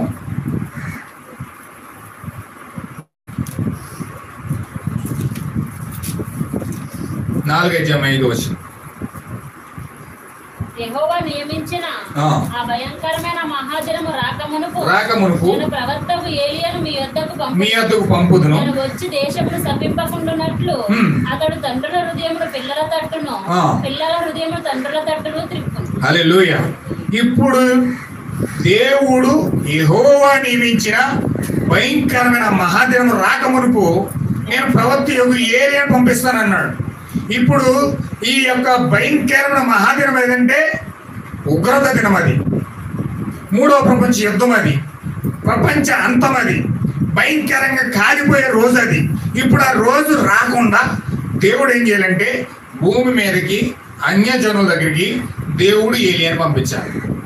ఏలియా వచ్చి ఏం చేయాలంటే పిల్లల హృదయాల్ని తండ్రులకు తిప్పాలి. ఇప్పుడు ఏలియా వచ్చి ఎప్పుడైతే పిల్లల హృదయాన్ని తండ్రులకు తిప్పుతాడో అప్పుడు ఖచ్చితంగా ఆ వాగ్దానం దగ్గర తీసుకెళ్ళినోడు నిజమైన ప్రవక్త అయ్యాడు. హల్లెలూయా. ఇప్పుడు ఈ ఖచ్చితంగా లేఖనాన్ని ఫుల్ఫిల్ చేసిన వ్యక్తే విలియం మ్యారియన్ బ్రహ్మ అయి ఉన్నాడు. ఇప్పుడు ఈ లేఖనాన్ని ఫుల్ఫిల్ చేసిన వ్యక్తే ఏలియాగా దేవుని యొక్క ప్రవర్తగా పిల్లల యొక్క హృదయాలను తండ్రుల వైపు త్రిప్పి అపోస్తుల బోధ వైపు త్రిప్పి కేవలం అపోస్తులు ఏదైతే పరిశుద్ధాత్మ బాప్తిజాన్ని పొందుకున్నారో ఆ పరిశుద్ధాత్మ బాప్తిజాన్ని పరిచయం చేసిన వ్యక్తి విలియం మ్యారియన్ బ్రహ్మం అయి ఉన్నాడు. హల్లెలూయా. దేవుని మహిమ కలుగును గాక. ఇప్పుడు ఈయన తండ్రుల హృదయాన్ని పిల్లల వైపు తిప్పాడు. తండ్రులు ఎవరంటే అపోస్తులు అయి ఉన్నారు. అపోస్తుల బోధ వైపు తిప్పాడు. అపోస్తుల పరిశుద్ధాత్మ బాప్తిజం వైపు తిప్పాడు. అపోస్తులు అంటే అపోస్తులు వెంబడించండి, వాళ్ళు అన్నం తింటే అన్నం తినండి, డ్రెస్ ఎలాగేశారు, లేకపోతే హెయిర్ స్టైల్ ఎలా దువ్వారు, అటువైపు తిరగడానికి చెప్పలేదు ఆయన ఎలా తిప్పాడంటే కేవలం వారు పొందుకున్న పరిశుద్ధాత్మ బాప్తిజం వైపు తిప్పాడు. హల్లెలూయా. వాళ్ళు క్రీస్తును పొందుకున్నారు, పరిశుద్ధాత్మ బాప్తిజం పొందుకున్నారు. పెంతెకొస్తేలో 120 మంది ప్రార్థిస్తుంటే ఆ 120 మందిలో అగ్ని నాలుకలతో విభాగించబడినట్లుగా పరిశుద్ధాత్మ దిగొచ్చింది. ఇప్పుడు పరిశుద్ధాత్మ ఎప్పుడైతే వారి మీదకి వచ్చిందో వాళ్ళందరూ కూడా పరిశుద్ధాత్మతో నిండిన వారు పరిశుద్ధాత్మను ప్రపంచానికి పరిచయం చేశారు. హల్లెలూయా. పేతురు ఏ విధంగా వారి హెయిర్ స్టైల్ కానీ, వారి డ్రెస్ కోడ్ కానీ, లేకపోతే వారి శారీరకంగా ఉండే హావభావాలు కానీ ఇవి వారు చూపించలేదు ప్రపంచానికి వారు వేసిన అడుగు ఏంటంటే, ప్రపంచానికి వారు నేర్పించిన విధానం ఏంటంటే కేవలం పరిశుద్ధాత్మ బాప్తిజం మాత్రమే. హల్లెలూయా. అపోస్తులు పరిచయం చేసింది ప్రజలకి పరిశుద్ధాత్మ బాప్తిజం మాత్రమే. మీరు సంఘాలు కట్టుకొని ఎదుగుకోండి, సంఘాలు కట్టుకొని సంపాదించుకోండి, లేకపోతే రకరకాలుగా జీవించండి, మీ ఇష్టం వచ్చినట్టు మీరు బతికేయండి, చర్చికి వచ్చి మాత్రమే ఆశ్రయించుకోండి అని చెప్పలేదు ఆయన. వాళ్ళు అలా ప్రసంగాలు చేయలే, ఎక్కడ కూడా వాళ్ళ ప్రసంగాలు అలా చేయలే. వాళ్ళు కేవలం క్రీస్తును మాత్రమే ప్రత్యక్షపరిచారు. వాళ్ళందరూ కూడా చూస్తున్నప్పుడు జనులు అనేవారు, మీరు క్రీస్తుతో ఉండిన వారు కారా అని అడిగేవారు వాళ్ళు. హల్లెలూయా. అపోస్తులు నడిచి వెళ్తా ఉంటే వాళ్ళు నీడ పడితే చాలు రోగులు బాగైపోయేవారు, కుంటివారు నడిచేవారు, గుడ్డివారు చూచేవారు, మోగవాళ్ళు మాట్లాడేవారు. ఇవన్నీ కార్యాలు, సూచక్రియలు, మహత్కార్యాలన్నీ కూడా ఆ శిష్యుల ద్వారా చేస్తూ దేవుడు కేవలం సూచక్రియలు మహత్కార్యాలే కాదు, వారు ప్రజలకు వాక్యాన్ని ఇచ్చారు. హల్లెలూయా. వాక్యాన్ని ఇచ్చారు. వాళ్ళు ఎలాంటి వాక్యాన్ని ఇచ్చారంటే చూడండి, అమూల్యమైన వాక్యాన్ని ఇచ్చారు వాళ్ళు. ఇప్పుడు దేవుడు మొదటి రాకడలో క్రీస్తుతో సహవాసం చేసినారు. వాళ్ళు యేసుక్రీస్తుతో తిరిగారు, యేసుక్రీస్తు త్రాగారు, యేసుక్రీస్తుతో పాటు తిన్నారు. హల్లెలూయా. యేసుక్రీస్తుతో కుంటోళ్ళు కాళ్ళు ఇస్తుంటే వీళ్ళు కూడా ఆనందించారు, గుడ్డోళ్ళు కళ్ళు ఇస్తుంటే వీళ్ళు కూడా సంతోషించారు. పేతురు కూడా యేసుక్రీస్తు సముద్రం మీద నడిస్తే నేను కూడా నడిచేతనని సగం దూరం కూడా నడిచేసాడు. హల్లెలూయా. అసలు యేసుక్రీస్తు అవతలపమ్మన్నాడు, వెళ్ళిపోండి నా నుంచి వెళ్ళిపోండి అన్నాడు. శిష్యులందరినీ బయటకు పొమ్మన్నాడు. పేతురు ఏమన్నాడు తెలుసండి? అదేంటి ప్రభు అలా అంటావు, మేము ఎక్కడికి వెళ్తాం, నీవే నిత్య జీవపు మాటలు గలవాడివి, నిన్ను విడిచి మేము ఎక్కడికి వెళ్ళిపోగలం? హల్లెలూయా. ఆల్రెడీ యేసుక్రీస్తుని విడిచేసి 72 మంది వెళ్ళిపోయారు. 72 మంది వెళ్ళిపోతే అప్పుడు యేసుక్రీస్తు వాళ్ళని అడిగాడు శిష్యుల్ని, మీరు కూడా వెళ్ళిపోతారా అన్నాడు. పేతురుకు రెవల్యూషన్ ఉంది, పేతురుకు ప్రత్యక్షత ఉంది. మేమెక్కడికి వెళ్తాం ప్రభువా, నీవే నిత్య జీవ మాటలు గలవాడివి, మిమ్మల్ని విడిచి మేము వెళ్ళలేం, మా వల్ల కాదు అని చెప్పేసి పేతురు చెప్పాడు. ఒకరోజు యేసుక్రీస్తు మాట్లాడుతున్నాడు, ఏమనంటే నేను భయంకరమైన శ్రమలోకి వెళ్ళబోతూ ఉన్నాను, మనిషి కుమారుడు పరిచయం చేతికి శాస్త్రుల చేతికి అప్పగించబడబోతూ ఉన్నాడు, నా మరణకాలం దగ్గరికి వస్తుంది, అందుచేత సాతాను మిమ్మల్ని జల్లెడి బట్టి జల్లించేస్తానికి సిద్ధంగా ఉన్నాడు, మీరు కూడా జాగ్రత్తగా ఉండండి అని చెప్పేసి కొన్ని జాగ్రత్తలు శిష్యులు చెప్తున్నాడు. ఆయన చెప్తుంటే ఈయన అంటున్నాడు, ప్రభువా నా ప్రాణమైన అడ్డనే వేస్తాను కానీ నిన్ను మాత్రం సావనే సావను అన్నాడు. ఈయన ఎంత ఒప్పు మాట్లాడాడండి, ఎంత ఒప్పు మాట్లాడా. పేతురు గారు నా ప్రాణమైన అడ్డేసి నేను కాపాడుకుంటాను ప్రభు అన్నాడు. యేసుక్రీస్తు అన్నాడు, ఏ సాతానా వెనక్కపో అన్నాడు. ఎవరిని దీనికి ఆయన అంత మూల్యమైన మాట మనమైతే పొంగిపోతాం, అయిపో నా మీద ఎంత ప్రేమ ఉందా నీకు అనుకుంటాం. సాతాను అంత గమ్లింగ్ చేస్తాడు. అంత తెలివిగా వస్తాడు. వెంటనే ఈయన మరణానికి అడ్డొచ్చే విధానం సాతాను వేస్తాడన్న ప్రణాళిక. నా ప్రాణమైన అడ్డేసి నువ్వు చచ్చిపోకుండా నేను కాపాడుకుంటున్నా అన్నాడు. హల్లెలూయా. అసలు యేసుక్రీస్తు ఎందుకు వచ్చాడు? చనిపోవడానికే వచ్చాడు పాపుల కోసం. ఇది దేవుని యొక్క చిత్తమును బట్టి పరిశుద్ధాత్మ కలిగిన వ్యక్తి అయితే అతను మాట్లాడి అలాగా. ఎందుకంటే ఈయన వచ్చిన చిత్తం ఏంటి నీకు తెలుసు, ఈయన వచ్చిన మార్గం ఏంటో ఈయన తెలుసు. అసలు తండ్రి పంపించిందే అందుకు. ఈయనంట ప్రాణమైన అడ్డేసి కాపాడేస్తాడట. వెంటనే యేసుక్రీస్తుకి అర్థమైంది, ఏ సాతానా వెనక్కిపో అన్నాడు. అసలు నిజంగా ప్రేమించినోడు నిజంగా ఎంత ప్రేమించాడు, ప్రాణమైన అడ్రస్ కాపాడుకుంటానన్న వాడిని సాతాను వెనకపోమండి ఎంత ఫీల్ అయ్యి ఉంటాడు పేతురు గారు. ఎంత బాధ వచ్చి ఉంటుంది చెప్పండి. అసలు ఒక మానవ నైతికత ఉంటే ఖచ్చితంగా పేతురు చాలా అభ్యంతరపడి మళ్ళీ వెనక ఎప్పుడు కూడా యేసుక్రీస్తు దగ్గరికి వచ్చిండేవాడు కాదు. అసలుగా ఉద్రేకపరుడు అని పేతురు. ఆ యొక్క మలుపు కొట్టి చెవుకుని నరికేసాడు.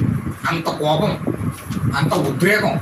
యేసుక్రీస్తుని ఇలా పట్టుకున్నాడని చెప్పేసి వరలోన కత్తి తీసి మలుపు చెవు నరికేయడు. అంత కోపం, అంత ఉద్రేకం. అలాంటి వాడు సాతాను వెనక్కిపో అన్నాడంటే యేసుక్రీస్తు ఏం మాట్లాడలేదు, సైలెంట్గా వెళ్ళిపోడు అంతే. హల్లెలూయా. అంటే అంత సౌమ్యంగా తిడుతున్నా సరే, బయటకు పొమ్మన్నా సరే లెక్క చేయట్లేదు. అంటే అంత లోపల ప్రేమ అనేది, ఈయన దగ్గర సత్యం ఉంది, ఈయన దగ్గర పరిశుద్ధాత్మ ఉన్నది, ఈయన దగ్గర జీవం ఉన్నది, ఖచ్చితంగా దాన్ని పొందుకోవాలంటే నన్ను నేను తగ్గించుకోవాలి అని ఆయన కానీ ప్రతి విషయంలో కూడా తగ్గించుకోవడం ప్రయత్నం చేస్తున్నాడు. దేవుడు కూడా పరీక్షించండి అసలు ఎంత తగ్గించుకుంటాడు సొంతం. హల్లెలూయా. దేవుడు నాకు మహిమ కలుగును గాక. ఇప్పుడు ఈ శిష్యులందరూ కూడా చక్కగా యేసుక్రీస్తుని తిడుతున్నా సరే, బయటికి పొమ్మంటున్నా సరే, సాతానా దెయ్యమా అంటున్నా సరే యేసుక్రీస్తుని వెంబడిస్తున్నారు. అంత చక్కగా వెంబడించారు యేసుక్రీస్తు. అంత అద్భుతంగా యేసుక్రీస్తుని వెంబడించారు.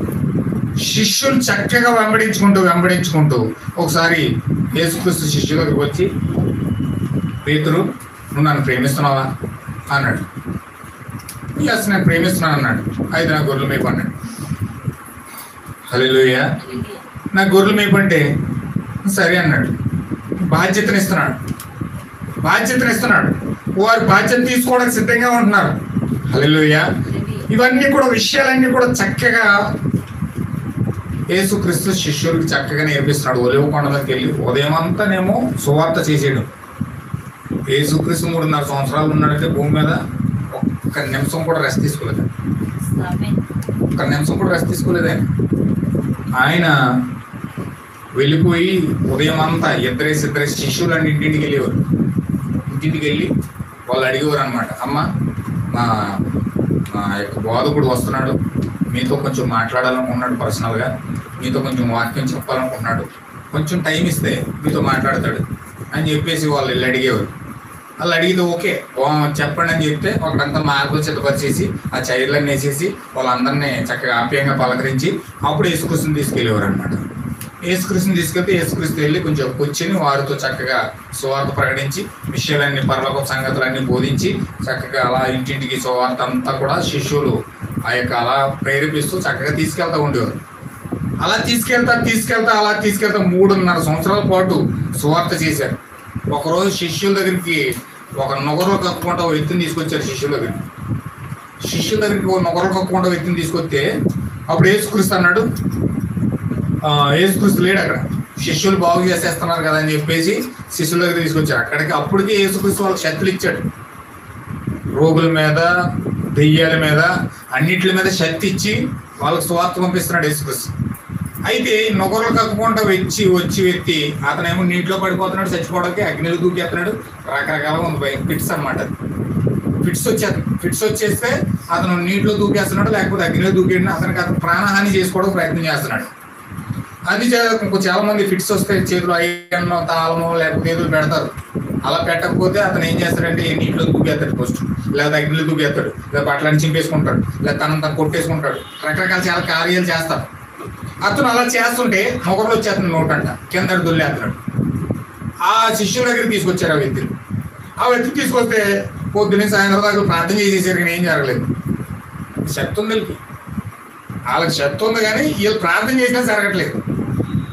జరగకపోతే అప్పుడు దేవుడు ఏం చెప్పాడు, వాళ్ళు ఏం చేశారంటే జరగడం కుదరట్లేదు అని చెప్పి వీళ్ళకి చేయలేకపోతున్నారని చెప్పేసి గురువు దగ్గరికి వెళ్ళిపోతామని చెప్పేసి ఇలా ఆయన తీసుకుని యేసుక్రీస్తు దగ్గరికి వెళ్ళారు. యేసుక్రీస్తు ఏం చేశాడంటే ఆ యొక్క దురాత్మను పారద్రోలి పంపించేశాడు. శిష్యులు వచ్చి అడుగుతున్నారు, ప్రభువా మేము పొద్దున్నుంచి సాయంత్రం దాకా చాలా కష్టపడి ప్రార్థన చేసాం కానీ వెళ్ళలేదు, నువ్వు ఇలా ఈ మాట అన్నా వెళ్ళిపోయింది ఏంటి అన్నాడు. అప్పుడు ఆయన ఏం చెప్పాడంటే, మీరు పై శక్తి పొందుకున్నారు కానీ లోన ప్రార్థన శక్తి పొందుకోలేదు. ప్రార్థన శక్తి కావాలి. శక్తి అది ఇంకా బలమైన దెయ్యం నీ దగ్గరికి వస్తుందంటే ఆ బలమైన దెయ్యానికి చెయ్యాలంటే ఉపవాసం ప్రార్థన చేయాలన్నాడు. ఈయనేమో పొద్దునుంచి అంతా కూడా సువార్త చేశాడు, రాత్రి అంతా ఉపవాస ప్రార్థన. ఒలివ కొండకు వెళ్ళిపోయి ఆ ఒలివ కొండ మీద రాత్రి అంతా ఉపవాస ప్రార్థన, పగలంతా సువార్త. హల్లెలూయా. వీళ్ళతో కొంతసేపు ముచ్చటించేసి పరలోకపు సంగతి పొద్దునంతా నేర్చుకున్నారు. ఈయనేమో పొద్దునంతా కూడా అక్కడక్కడక్కడ ఉపమాన రీతుల్లో చెప్పేసి చూడాలి. ఉపమాన రీతుల్లో విషయాలన్నీ చెప్పేసి ప్రసంగాలు చేసేసి వచ్చేసేవాడు. కూడా వచ్చినోడికి వీళ్ళకేం అర్థమయ్యేది కాదు. అక్కడ ఉపమానం చెప్పుకొని జాగ్రత్తగా ఒలివ కొండను తీసుకెళ్ళిపోయి యేసుక్రీస్తుని పక్క తీసుకెళ్ళిపోయి అక్కడ ఉపమానం చెప్పు కదా, ఏంటి అర్థం, ఆ అర్థం ఏంటని అడుగుడు. అర్థం ఏంటని అడిగితే చక్కగా యేసుక్రీస్తు కూర్చోబెట్టి ఆ యొక్క ఉపమానాన్ని కూర్చుని అర్థం అంతా కూడా చెప్పుకోడు. హల్లెలూయా. అంటే నిజమైన విశ్వాసులు ఎలా వెంబడిస్తారు చూడండి ఒకసారి. నిజమైన విశ్వాసులు ఒక సేవకుడిని కానీ ఒక పాస్టర్ కానీ ఒక పరిశుద్ధాత్మ కలిగిన వ్యక్తిని కానీ వాళ్ళు వెంబడిస్తారండి. ఖచ్చితంగా వాక్యంను గురించిన శ్రద్ధ వాళ్ళకు ఉంటుంది. వాక్యంను గురించిన శ్రద్ధ వాళ్ళకు ఉండి ఎప్పటికప్పుడు వారి నూతన విషయాలు తెలుసుకోవడం ప్రయత్నం చేస్తారు. హల్లెలూయా.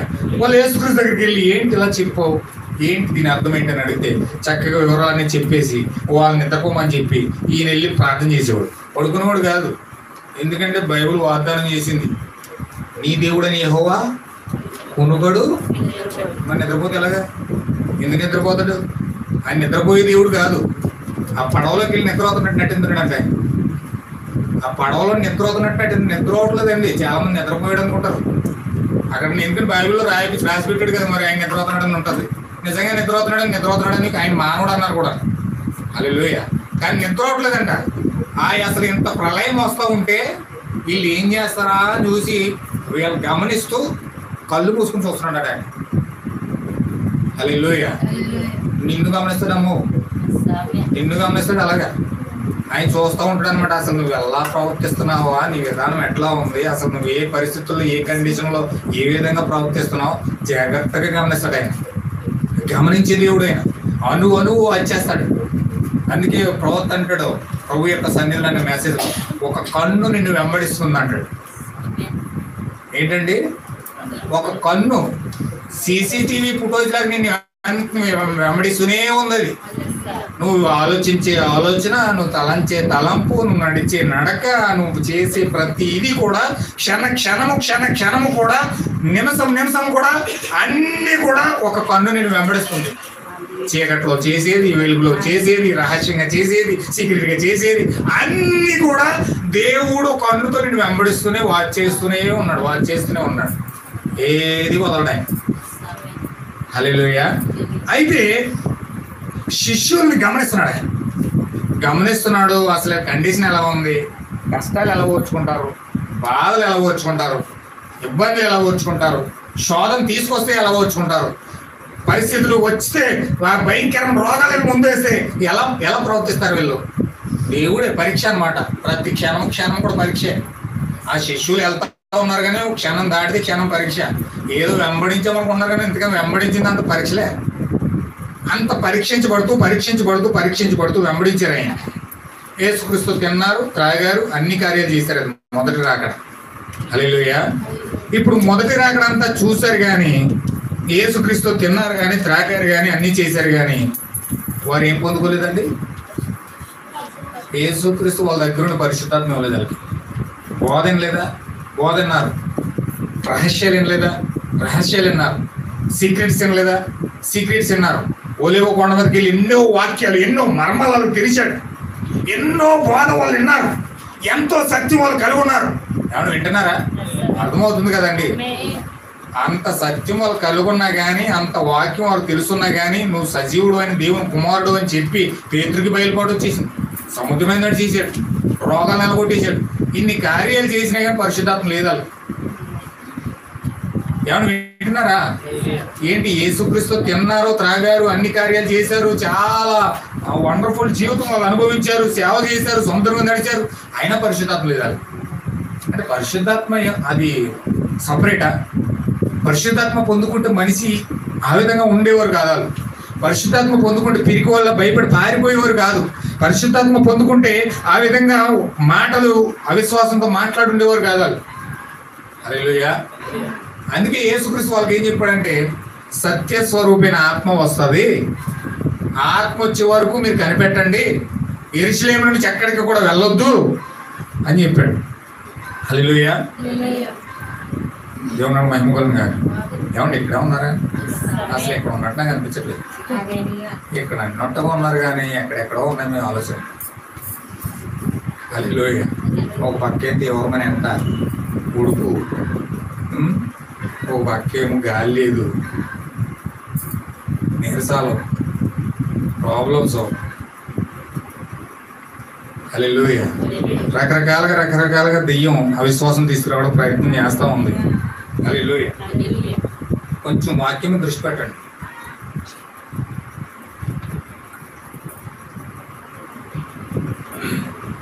చూడండి, ఇక్కడ ఖచ్చితంగా దేవుడు అందరికి నేర్పి మొదటిగా అంతగా తిరిగినప్పటికీ వారు పరిశుద్ధాత్మ పొందుకోలేదు, పరిశుద్ధాత్మ వాళ్ళకి దొరకలేదు. అయితే యేసుక్రీస్తు వారికి ఏం చెప్పాడంటే, ఖచ్చితంగా పరిశుద్ధాత్మ కోసం ఎదురు చూడండి అన్నాడు. మరి ఆయన పక్కన ఉన్నారు కదా యేసుక్రీస్తు చేయొచ్చు కదా. యేసుక్రీస్తు పక్కనే తిరుగుతున్నారు కదా వాళ్ళు, యేసుక్రీస్తుతోనే దాన్ని అంటున్నా ఉన్నారు కదా వాళ్ళు. మరి యేసుక్రీస్తు వాళ్ళకి పరిశుద్ధాత్మ ఇచ్చేయచ్చు కదా. యేసుక్రీస్తు తీసుకొచ్చి వాళ్ళకి పరిశుద్ధాత్మ ఇచ్చేస్తే గొడవ వదిలిపోద్దు కదా. మరి పరిశుద్ధాత్మ ఇచ్చి కూడా యేసుక్రీస్తే కదండి. మరి యేసుక్రీస్తు పక్కన ఉన్నాడు కదా, ఇచ్చేస్తే అయిపోతుంది కదా వాళ్ళకి. కానీ దేవుడు ఏం చేస్తున్నాడంటే, పరిశుద్ధాత్మ కోసం ఎదురు చూడమంటా ఉన్నాడు, పరిశుద్ధాత్మ కోసం వెయిట్ చేయమన్నాడు. ఎప్పుడైతే పరిశుద్ధాత్మ వస్తాదో ఖచ్చితంగా ఆ పరిశుద్ధాత్మ వచ్చినప్పుడు మాత్రమే వీళ్ళు సర్వసత్యంలోకి వెళ్ళాలి. ఎందుకంటే ఈయన భూమి మీదకి వచ్చి మొదటి రాకడలో పరిశుద్ధాత్మ ఇవ్వడానికి వచ్చాడు, కానీ ఇవ్వడానికి కూడా ఈయనకు అనుమతి లేదు. పరిశుద్ధాత్మ ఇవ్వడం అంటే అర్థం ఏంటంటే, నేరుగా దేవుడే నీ హృదయంలోకి వెళ్ళడం. నేరుగా నీ హృదయంలో పరిశుద్ధాత్మ వెళ్ళాలి. నీ పరిశుద్ధాత్మ లోనికి వెళ్ళాలంటే లోన ప్లేస్ లేదు. అందుకే లోన ఏం లేదండి, లోన ప్లేస్ లేదు. ఈయన ఉండే సింహాసనం మీద ఇంకోటి కూర్చున్నాడు అక్కడ. ఆల్రెడీ సింహాసనం ఎక్కేసి కాలేజ్ కూర్చున్నాడు అక్కడ. వాడు ఇంకొకడు ఉండి వాడు ఏం చేస్తున్నాడంటే, పేతురు పైకి మాట్లాడుతున్నాడు కానీ లోన ఉండి హాయ్ అన్నాడు. ఎవరు? పేతురు లోపల ఎవరున్నాడు? నువ్వు ఎన్ని కౌరులు చెప్పినా నేను లోపల ఉన్నాను, నా వాడు పేతురు అంటున్నాడు. పేతురు నా వాడు. నువ్వు ఎన్ని మాటలు చెప్పినా నేను బొంకేలే చేస్తాను, నువ్వు ఎన్ని మాటలు చెప్పినా పారిపోయేలే చేస్తాను, నువ్వు ఎన్ని మాటలు చెప్పినా ఆయన అబద్ధాడా వెళ్ళే చేస్తాను.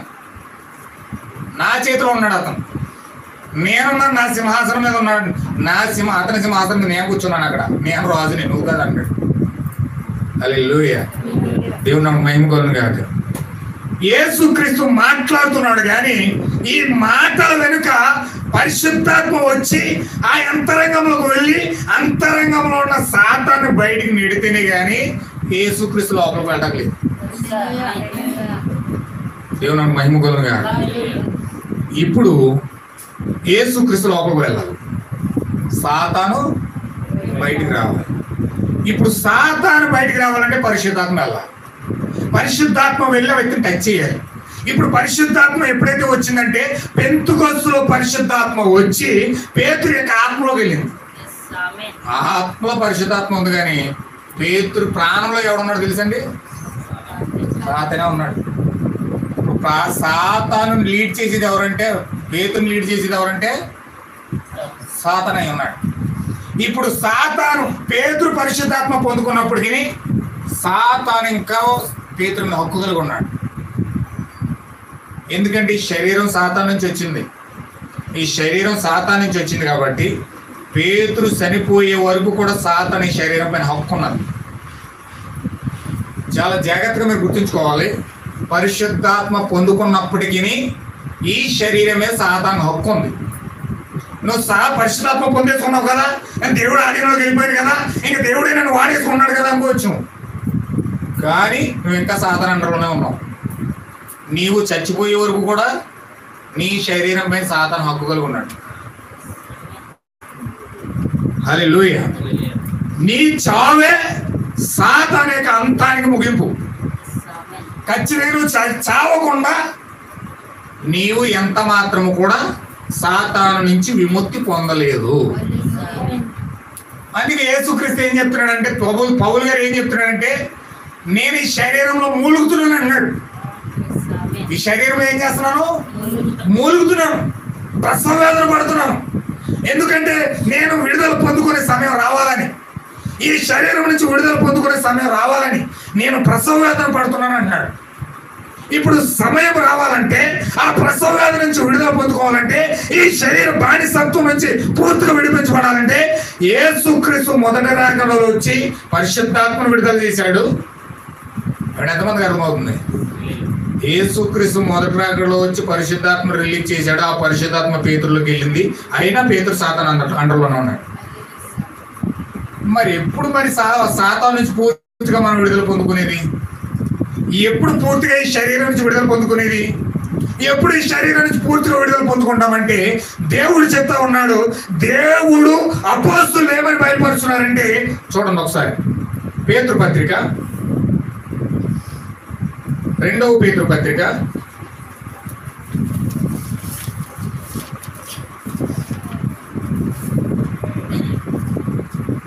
5వ అధ్యాయము 1వ పేతురు పత్రిక 5వ అధ్యాయం 4వ వచనం చదువు.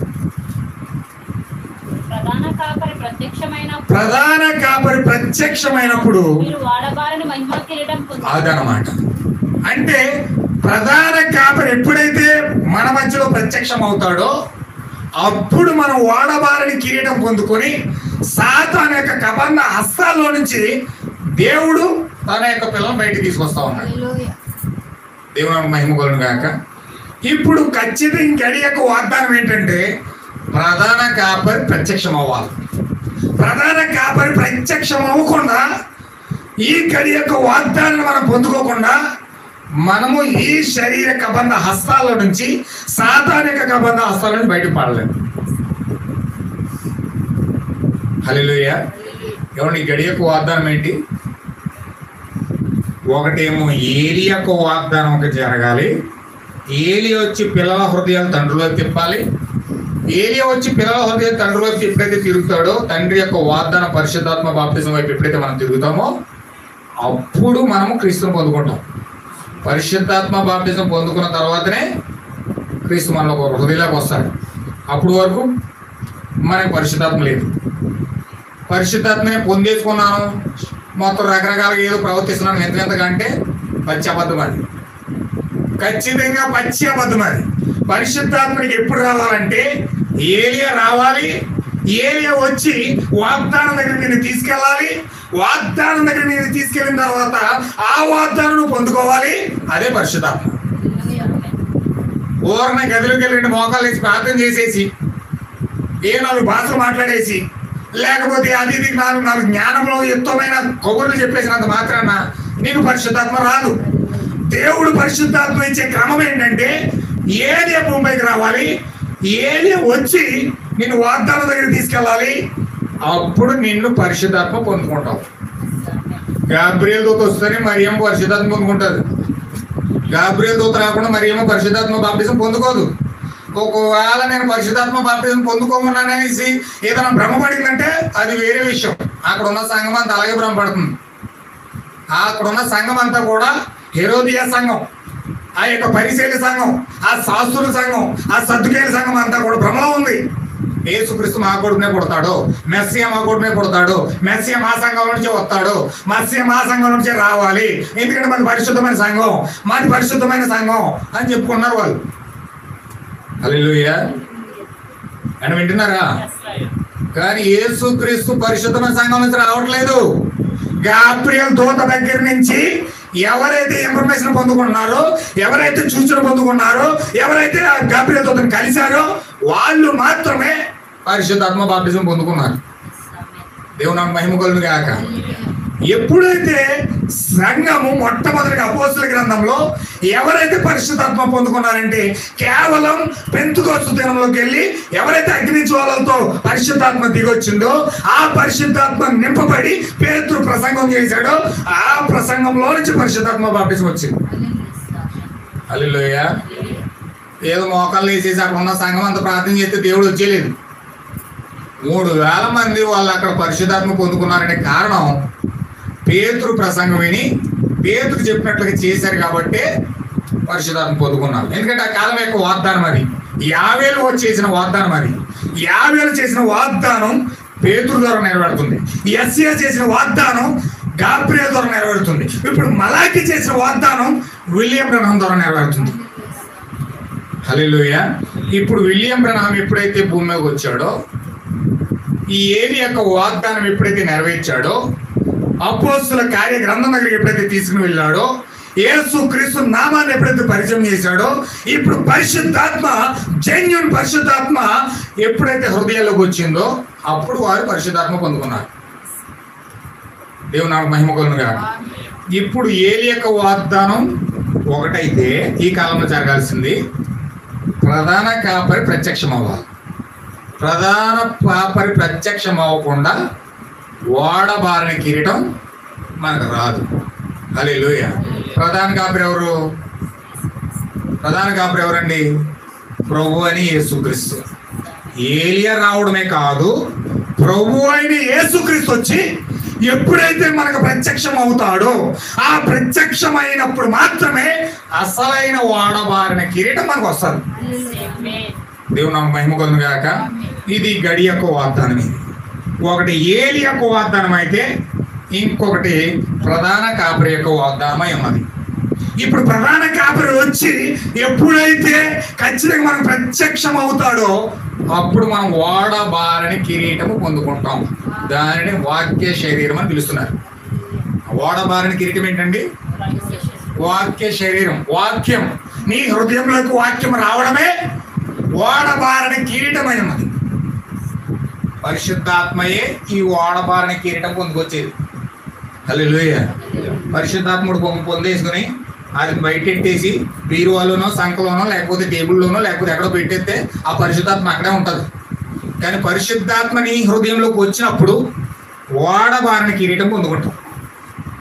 హల్లెలూయా. ఇప్పుడు ఈ గడి యొక్క వాగ్దానం ఏంటంటే ఆ యొక్క వాగ్దానము వాడబారిన కిరీటం మనం పొందుకోవాలి. క్రీస్తు ప్రత్యక్షమైనప్పుడు జరుగుతుంది. ప్రధాన కాపరి ప్రత్యక్షమైనప్పుడు జరుగుతుంది. మరొకటి హెబ్రీ పత్రిక 4:12 చదువుదాం.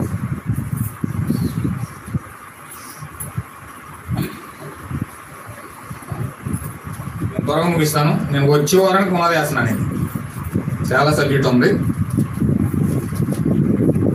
మెల్లమెల్లగా మీరు ఇంటికి వెళ్ళిన తర్వాత కూడా రికార్డ్ చేసిన వాక్యం కూడా మీరు వింటా ఉండండి. మీరు వింటేనే ఈ వాక్యాలన్నింటినీ కలిపి మీకు మీనింగ్ వస్తుంది, లేకపోతే పొందుకోలేదు. దేవుని మహిమ కలుగును గాక. ఎందుకనగా దేవుని వాక్యము సజీవమై బలము గలదై రెండంచుల గల ఎటువంటి ఖడ్గము కంటెను వాడిగా ఉండి ప్రాణాత్మలను కీళ్లను మూలుగులను విభజించినట్లుగాను దూరుచు హృదయము యొక్క తలంపులను ఆలోచనలు శోధించుచున్నది. ఆమేన్. హల్లెలూయా. హెబ్రీ పత్రిక 4:12 దేవుడు ఎలాంటి వాగ్దానం చేశాడంటే అది వాక్యం యొక్క రాకడై ఉన్నది. వాక్యం యొక్క రాకడ. ఇప్పుడు అన్యజనుల మధ్యలో దేవుడు వాక్యాన్ని తెరవాలి. వాక్యం యొక్క రాకడ జరగాలి. ఇప్పుడు వాక్యం భూమిపైకి వచ్చినప్పుడు ఏం జరుగుతుంది అంటే ఈ వాక్యం ఏం చేస్తుందంటే హృదయంలోకి వెళ్ళిపోయి మూలుగుల్లోకి వెళ్ళిపోయి ఆ లోపలకంతా ఎముకల్లోకి వెళ్ళిపోయి ఆ లోపల దాగి ఉన్న ఆలోచన సహితం కూడా బయటికి తీసుకొస్తుంది. అంటే నీ హృదయంలో ఏం ఆలోచిస్తున్నావో దాన్ని వ్యక్తి చెప్పేది. అది వాక్యం యొక్క రాకడ. నువ్వేం ఆలోచిస్తున్నావో కూడా వ్యక్తి చెప్పేస్తాడు. నువ్వేమి చేయబోతున్నావు ఫ్యూచర్లో కూడా మొత్తం చెప్పేస్తాడు. నీ భవిష్యత్తు మొత్తం చెప్పేస్తాడు. హల్లెలూయా. నీ మొత్తం నీ విషయాలన్నీ కూడా బయలుపరిచేసి నీ వ్యాధి ఏంటో, నీ లక్షణాలు ఏంటో, నీ విషయాలు ఏంటో, మొత్తం వ్యాధి ఎందుకు వచ్చిందో. హల్లెలూయా. ఈ కాలంలో విలియం బ్రహ్మం దగ్గరకు ఒక సహోదరు వచ్చిందండి. ఎలా వచ్చిందంటే ఇంత లావు వచ్చిందండి. ఇంత లావు ఉంది, ఒళ్ళు అంతా కూడా క్యాన్సర్తో ఉబ్బిపోయిందండి. క్యాన్సర్తో ఉబ్బిపోయిందనమాట. హాస్పిటల్కి వెళ్తే ఎన్నో హాస్పిటల్ తిరిగితే లాస్ట్కి ఒక డాక్టర్ గారు ఏమన్నాడు అంటే, అమ్మాయి ఎందుకమ్మా నువ్వు ఇన్ని హాస్పిటల్ తిరుగుతావు, డబ్బులన్నీ తగలేసుకుంటున్నావు, నువ్వు త్వరలో కొన్ని రోజులు మాత్రమే బ్రతుకుతావు, కొన్ని రోజులు మాత్రమే భూమి బ్రతుకుతావు. అందుచేత ఎలాగా వ్యాధి వచ్చింది కాబట్టి నువ్వు చెయ్యాలనుకున్న చేసేసి తినాలనుకున్న తినే చచ్చిపో అన్నాడు. సర్టిఫికేట్ ఇచ్చేసాడు చేతిలో. సర్టిఫికేట్ ఇచ్చేది ఒక సర్టిఫికేట్ పెట్టుకుని ఇంట్లో పెట్టుకుని ఏడుతుంది, బాధపడుతుంది, ఏడుతుంది. ఎవరో సహోదరు అన్నదంట, విలియం బ్రహ్మం అనే ఒక వ్యక్తి ఇప్పుడు రీసెంట్గా వస్తూ ఉన్నాడు, సభలు పెడతా ఉన్నాడు, కూటాలు పెడతా ఉన్నాడు. ఆయన కూటాల్లో కుంటోలు నడిచేస్తున్నారు, గుడ్డోలు చూసేస్తున్నారు, చాలా కార్యాలు అద్భుతంగా జరుగుతున్నాయి. ఏమైనా నువ్వు వెళ్ళి ట్రై చేయొచ్చు కదా, దేవుడు ఏదైనా కార్యం చేస్తాడేమో అన్నాడు. సరే, ఆ మాట విని ఈమె కూటానికి వెళ్ళి కూర్చునే ఓపు లేదు, పడుకునే ఉండాలి. చాలా భయంకరంగా ఉంది. నుంచుంటే ఆయాసం, కూర్చుంటే ఆయాసం, భయంకరంగా రోగంతో నింపబడింది. చచ్చిపోయే మనిషి ఎలా ఉంటుంది చెప్పండి అసలు. ఈమె చాలా భయంకరంగా ఉంది. కూటాలకు వెళ్ళే శక్తి లేదు. కూటాలకు వెళ్ళలేక ఆమె ఏ టైంలో ఇంటికాడ ఉంటాడో తెలుసుకుందామని చెప్పి తెల్లరగట్లు లేచి వెళ్ళిపోయింది ఇంటికి. తెల్లరగట్లు లేచి ఇంటికి వెళ్ళిపోయి విలియం బ్రహ్మం గారు అప్పుడే బయటికి వెళ్తాక రెడీ అయిపోయి తలదూకుంటున్నాడు అర్థం దగ్గర.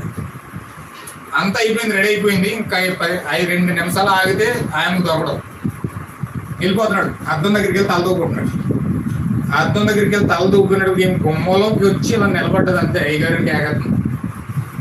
అయ్యగారిని ఇలా కేకేసేటప్పటికి ఆ అద్దంలో నుంచి ఆమె ముఖాన్ని ఇలా చూసి, ఆ ముఖాన్ని ఎప్పుడైతే చూసాడో అప్పుడే మొత్తం దర్శనం వచ్చేస్తుంది. ఆమె ఎందుకోసం వచ్చిందో, దేని కొరకు వచ్చిందో మొత్తం దర్శనం వచ్చేసింది. హల్లెలూయా. దర్శనం చూశాడు ఆయన. దర్శనం చూసి ఇలా వచ్చి, అమ్మ నువ్వు పలానా పేరు, పలానా ఊరు నుంచి వచ్చావు, నువ్వు సర్టిఫికేట్ అట్టుకుని వచ్చావు, పలానా డాక్టర్ దగ్గరికి వెళ్ళావు, పలానా హాస్పిటల్ దగ్గరికి వెళ్ళావు, నీకు క్యాన్సర్ ఉంది, కొన్ని రోజులు చచ్చిపోతావు అని చెప్పాడు దేవుడు. డాక్టర్ గారు ఇదంతా నిజమేనా అన్నాడు. అదే నేను చెప్పకుండా మొత్తం మీరు చెప్పేస్తున్నారండి అన్నాడు. నేను కదా చెప్పాలి, నేను ఎక్కడి నుంచి వచ్చానో ఏంటి మీకు ఎలా తెలుసు, నేను తెలుసా మీకు అంది. నాకు తెలియదు. మరి ఇదంతా ఎలా చెప్పించారు? నేను చెప్పలేదు, దేవుడు చెప్పాడు. హల్లెలూయా. నువ్వు ఎందుకోసం వచ్చావు అంటే కొన్ని రోజుల్లో నువ్వు చచ్చిపోతావు. అవునా? అవునండి. డాక్టర్ గారు సర్టిఫికేట్ ఇచ్చారండి, సర్టిఫికేట్. సరే, నువ్వు ఖచ్చితంగా చచ్చిపోతావు. అదేంటండి గారు? ఎస్, నువ్వు చచ్చిపోతావు. దేవుడు అందుకే నీకు ఈ శిక్ష ఇచ్చాడు. మరి నన్ను ఏం చేయమంటారు? నేనేం చేయలేదు. చచ్చిపోవడమేనా? నాకు మార్గం లేదా? ఖచ్చితంగా ఉంది, ఒక మార్గం ఉంది. ఏంటి ఆ మార్గం? నీవు నీ భర్త లేనప్పుడు వేరొక అదర పురుషుని తీసుకొచ్చి గృహంలోకి వెళ్ళి అతనితో వ్యభిచారం చేసావు కదా, ఇప్పుడు ఆ యొక్క విషయం తీసుకెళ్ళి నీ భర్త దగ్గర ఒప్పుకో అన్నాడు. హల్లెలూయా. వెంటనే కొద్దిగా కింద అయిపోయింది అంతే. గొప్ప వాళ్ళకి మిస్సెస్ అట్టుకొచ్చి ముఖం మీద నీళ్ళు కొట్టింది. నీళ్ళు కొడితే పైకి లేచి ఆ యొక్క విలియం బ్రహ్మం కాల్ మీద అడిగిపోయింది. అయ్యగారు మీరు ఏదన్నా చెప్పండి చేస్తాను, మా ఆయన గారి దగ్గర మాత్రం ఒప్పుకోమంటే ఒప్పుకోలేనండి. ఎందుకంటే మా ఆయన నన్ను చాలా ప్రేమిస్తాడు, గౌరవించాడు, ఆయన సంపద అంతా తీసుకొచ్చి నాకు పెట్టాడు, అన్ని విధాలా బాగా చూసుకున్నాడు. కానీ నేనే పాపం చేసి తప్పు చేశాను. నేనేం చేయమన్నా చేస్తాను, నా భర్త దగ్గర ఒప్పుకోమంటే మాత్రం నా వల్ల కాదు. ఏదన్నా మార్గం ఉంటే చెప్పండి. అసలు ఈయన పాపం చేసినట్టు, ఆ వ్యక్తితో పాపం చేసినట్టు, ఆ వ్యక్తి భర్త లేనప్పుడు చేస్తున్నట్టు ఈయన ఎలా తెలిసింది? ఈమె చెప్పిందా పోనీ నేను పలానా పాపం చేశానని? ఈమెం చెప్పుకోలేదు, మర్చిపోయింది, చేసేసింది, మర్చిపోయింది అంతే. కానీ పరిశుద్ధాత్మ దాన్ని చూసింది. పరిశుద్ధాత్మ దాన్ని చూసి ఏ వ్యక్తితో ఎలా ఉంటాడో మొత్తం డీటెయిల్స్ అంతా చెప్పొచ్చింది. ఆమెతో మొత్తం చెప్పుకొచ్చినప్పుడు కళ్ళు తిరిగి కిందకి పోయింది. దేవుడి యొక్క శక్తి తట్టుకోలేక కళ్ళు తిరిగి కిందకి పోయింది అంతే. ఎప్పుడైతే కంద పడిందో ఆ నీళ్ళు కొట్టినాడు పైకి వేసి కాలు మీద పడిపోయి చెప్పకుండా బాబు మా ఎదురు చెప్పకుండా. నీకు తెలియకుండా మీ ఆయన కూడా ఇలాంటి పని చేశాడు. తీసుకురా మీ ఆయన, అవునా, తీసుకొచ్చింది. అలా ఆయన తీసుకొచ్చినప్పటికి అలా ఆయన మిలిటరీ ఆఫీసర్ అయి ఉండి అతను వెళ్ళి వచ్చినప్పుడు ఇంటికి వెళ్ళకుండా ఒక ఆమెను తీసుకుని ఒక పచ్చ చెట్టు కింద పచ్చ కారులోకి వెళ్ళి ఆ పచ్చ చెట్టు కింద ఆ యొక్క సెక్రటరీతో పాపం చేశాడు. నువ్వు పలానా చెట్టు కింద పలానా కారులో పలానా పచ్చ కారులో పలానా స్త్రీతో నీ సెక్రటరీతో ఈ విధంగా చేసావు, రైటేనా? ఆయనకి చెమటలు పట్టి అతనే చెమటలు పట్టేటప్పటికి నా దగ్గరగా చెమటలు పడేది, నా దగ్గరికి అది ఏడిసింది. అయ్యగారు మమ్మల్ని ఏం చేయమంటారు, వెళ్ళండి బలిపీఠం దగ్గరికి వెళ్ళండి. ఇద్దరు బలిపీఠం దగ్గరికి వెళ్ళి ఏడ్చి పశ్చాత్తాపడి ఒకరినొకరు ఒప్పుకోండి, ఒకరినొకరు క్షమాపణ చెప్పుకోండి, ఒకరినొకరు హృదయపూర్వకమైన క్షమాపణ ఎప్పుడైతే మీ హృదయాల్లో జరుగుతుందో అప్పుడు ఆమె క్యాన్సర్ పోతుందండి. హల్లెలూయా. ఎప్పుడైతే ఇద్దరు వెళ్ళి ఒకరినొకరు ఒప్పుకొని పశ్చాత్తాపడి విరిగి నలిగిన మనసుతో హత్తుకొని ఆ పెళ్లి నాటి ప్రేమ ఎప్పుడైతే వాళ్ళ హృదయాల్లోకి ఎప్పుడైతే వచ్చిందో అప్పటికప్పుడు విత్ ఇన్ సెకండ్లోనండి మొత్తం క్యాన్సర్ కంతంతా వాళ్ళ ఎదుర్కోకుండా చూస్తున్నట్టుగా దొల్లుకుంటూ ఇస్తున్నారు. క్యాన్సర్ అంటే క్యాన్సర్ కాదండి, అది ఒక దెయ్యం, ఒక డెవిల్. అది ఆ డెవిల్ ఎప్పుడైతే లోపల ఆవరించేసింది, ఆ డెవిల్ పంపించింది ఎవరో ఒక దేవుడే. ఆమె యొక్క పాపానికి శిక్ష అది. ఆ దెయ్యానికి దేవుడు అనుమతించి ఆమెలోకి పంపించాడు. ఇప్పుడు ఆ దెయ్యం వచ్చి ఏం చేసిందంటే ఆమెను ఒప్పింప చేసే వరకు కూడా దెయ్యం ముద్దు పెట్టలేదు. ఆ దెయ్యం ఎప్పుడైతే వచ్చి ఆమె పట్టుకొని ఏడ్చి చచ్చిపోయే వరకు తీసుకెళ్ళింది. ఇప్పుడు ఆ దెయ్యం అక్కడికి వెళ్ళిన తర్వాత ఆ దెయ్యం ఎప్పుడైతే ఆ దేవుని ముందు ఆ లోపడ్డారో దెయ్యం తొలుకుంటూ వెళ్ళిపోయింది. దెయ్యం ఎప్పుడైతే తొలుకుంటూ వెళ్ళిపోయిందో నైట్ ఇలా మడత పెట్టి ఆమె టైలర్, ప్రవక్త యొక్క భార్య టైలర్, బట్టలు కుట్టేదేమో, ఆ యొక్క నైట్ తీసి శుభ్రంగా సగాన్ని కుట్టేసి సన్నగా అయిపోయింది. ఇప్పుడు ఆ యొక్క నైట్ కుట్టేసి ఆ నైట్ కుట్టుకుని ఆరోగ్యంగా చక్కగా ఇంటికి వెళ్ళేది. హల్లెలూయా. వాక్యం వస్తే పరిస్థితి అలా ఉంటుంది. దేవుడు నాకు మహిమ కలుగునుగా. విలియం బ్రహ్మం ఏదో కళ్ళబొల్లు కౌరులు చెప్పలేదండి. ఏదో నేనే దేవుణ్ణి, నన్నే ఆరాధించండి, నా కాలు మీద పడండి, అందరూ నాకే పంపించండి, దశంభాగాలు నాకే పంపించండి, అన్ని మీ అన్నిని అని చెప్పలేదు ఆయన. ఈనాటి నవీన నాగరికత భాషలు చెప్తున్నారు అలాగా, అబద్ధ బోధకులు చెప్తున్నారు అలాగా. విలియం బ్రహ్మం ఎక్కడా చెప్పలా. విలియం బ్రహ్మం యథార్థంగా వాక్యాన్ని బయలుపరిచిన వ్యక్తి ఆయన.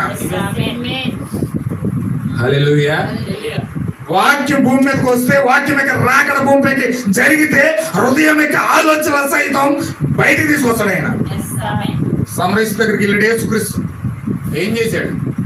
సమరస్త్రీ వచ్చి నేను 6 భర్తను తిరుగుతున్నాను, నాకేమైనా హెల్ప్ చేస్తావు నువ్వు అడగలేదు సమరస్త్రీ. ఈయన ఆటోమేటిక్గా మాట్లాడుతూ ఏం చెప్పాడు తెలుసండి? నీకు 5 భర్తలు ఉన్నారు, ఇప్పుడు ఉన్నవాడు కూడా నీ వాడు కాదు అని చెప్పాడు.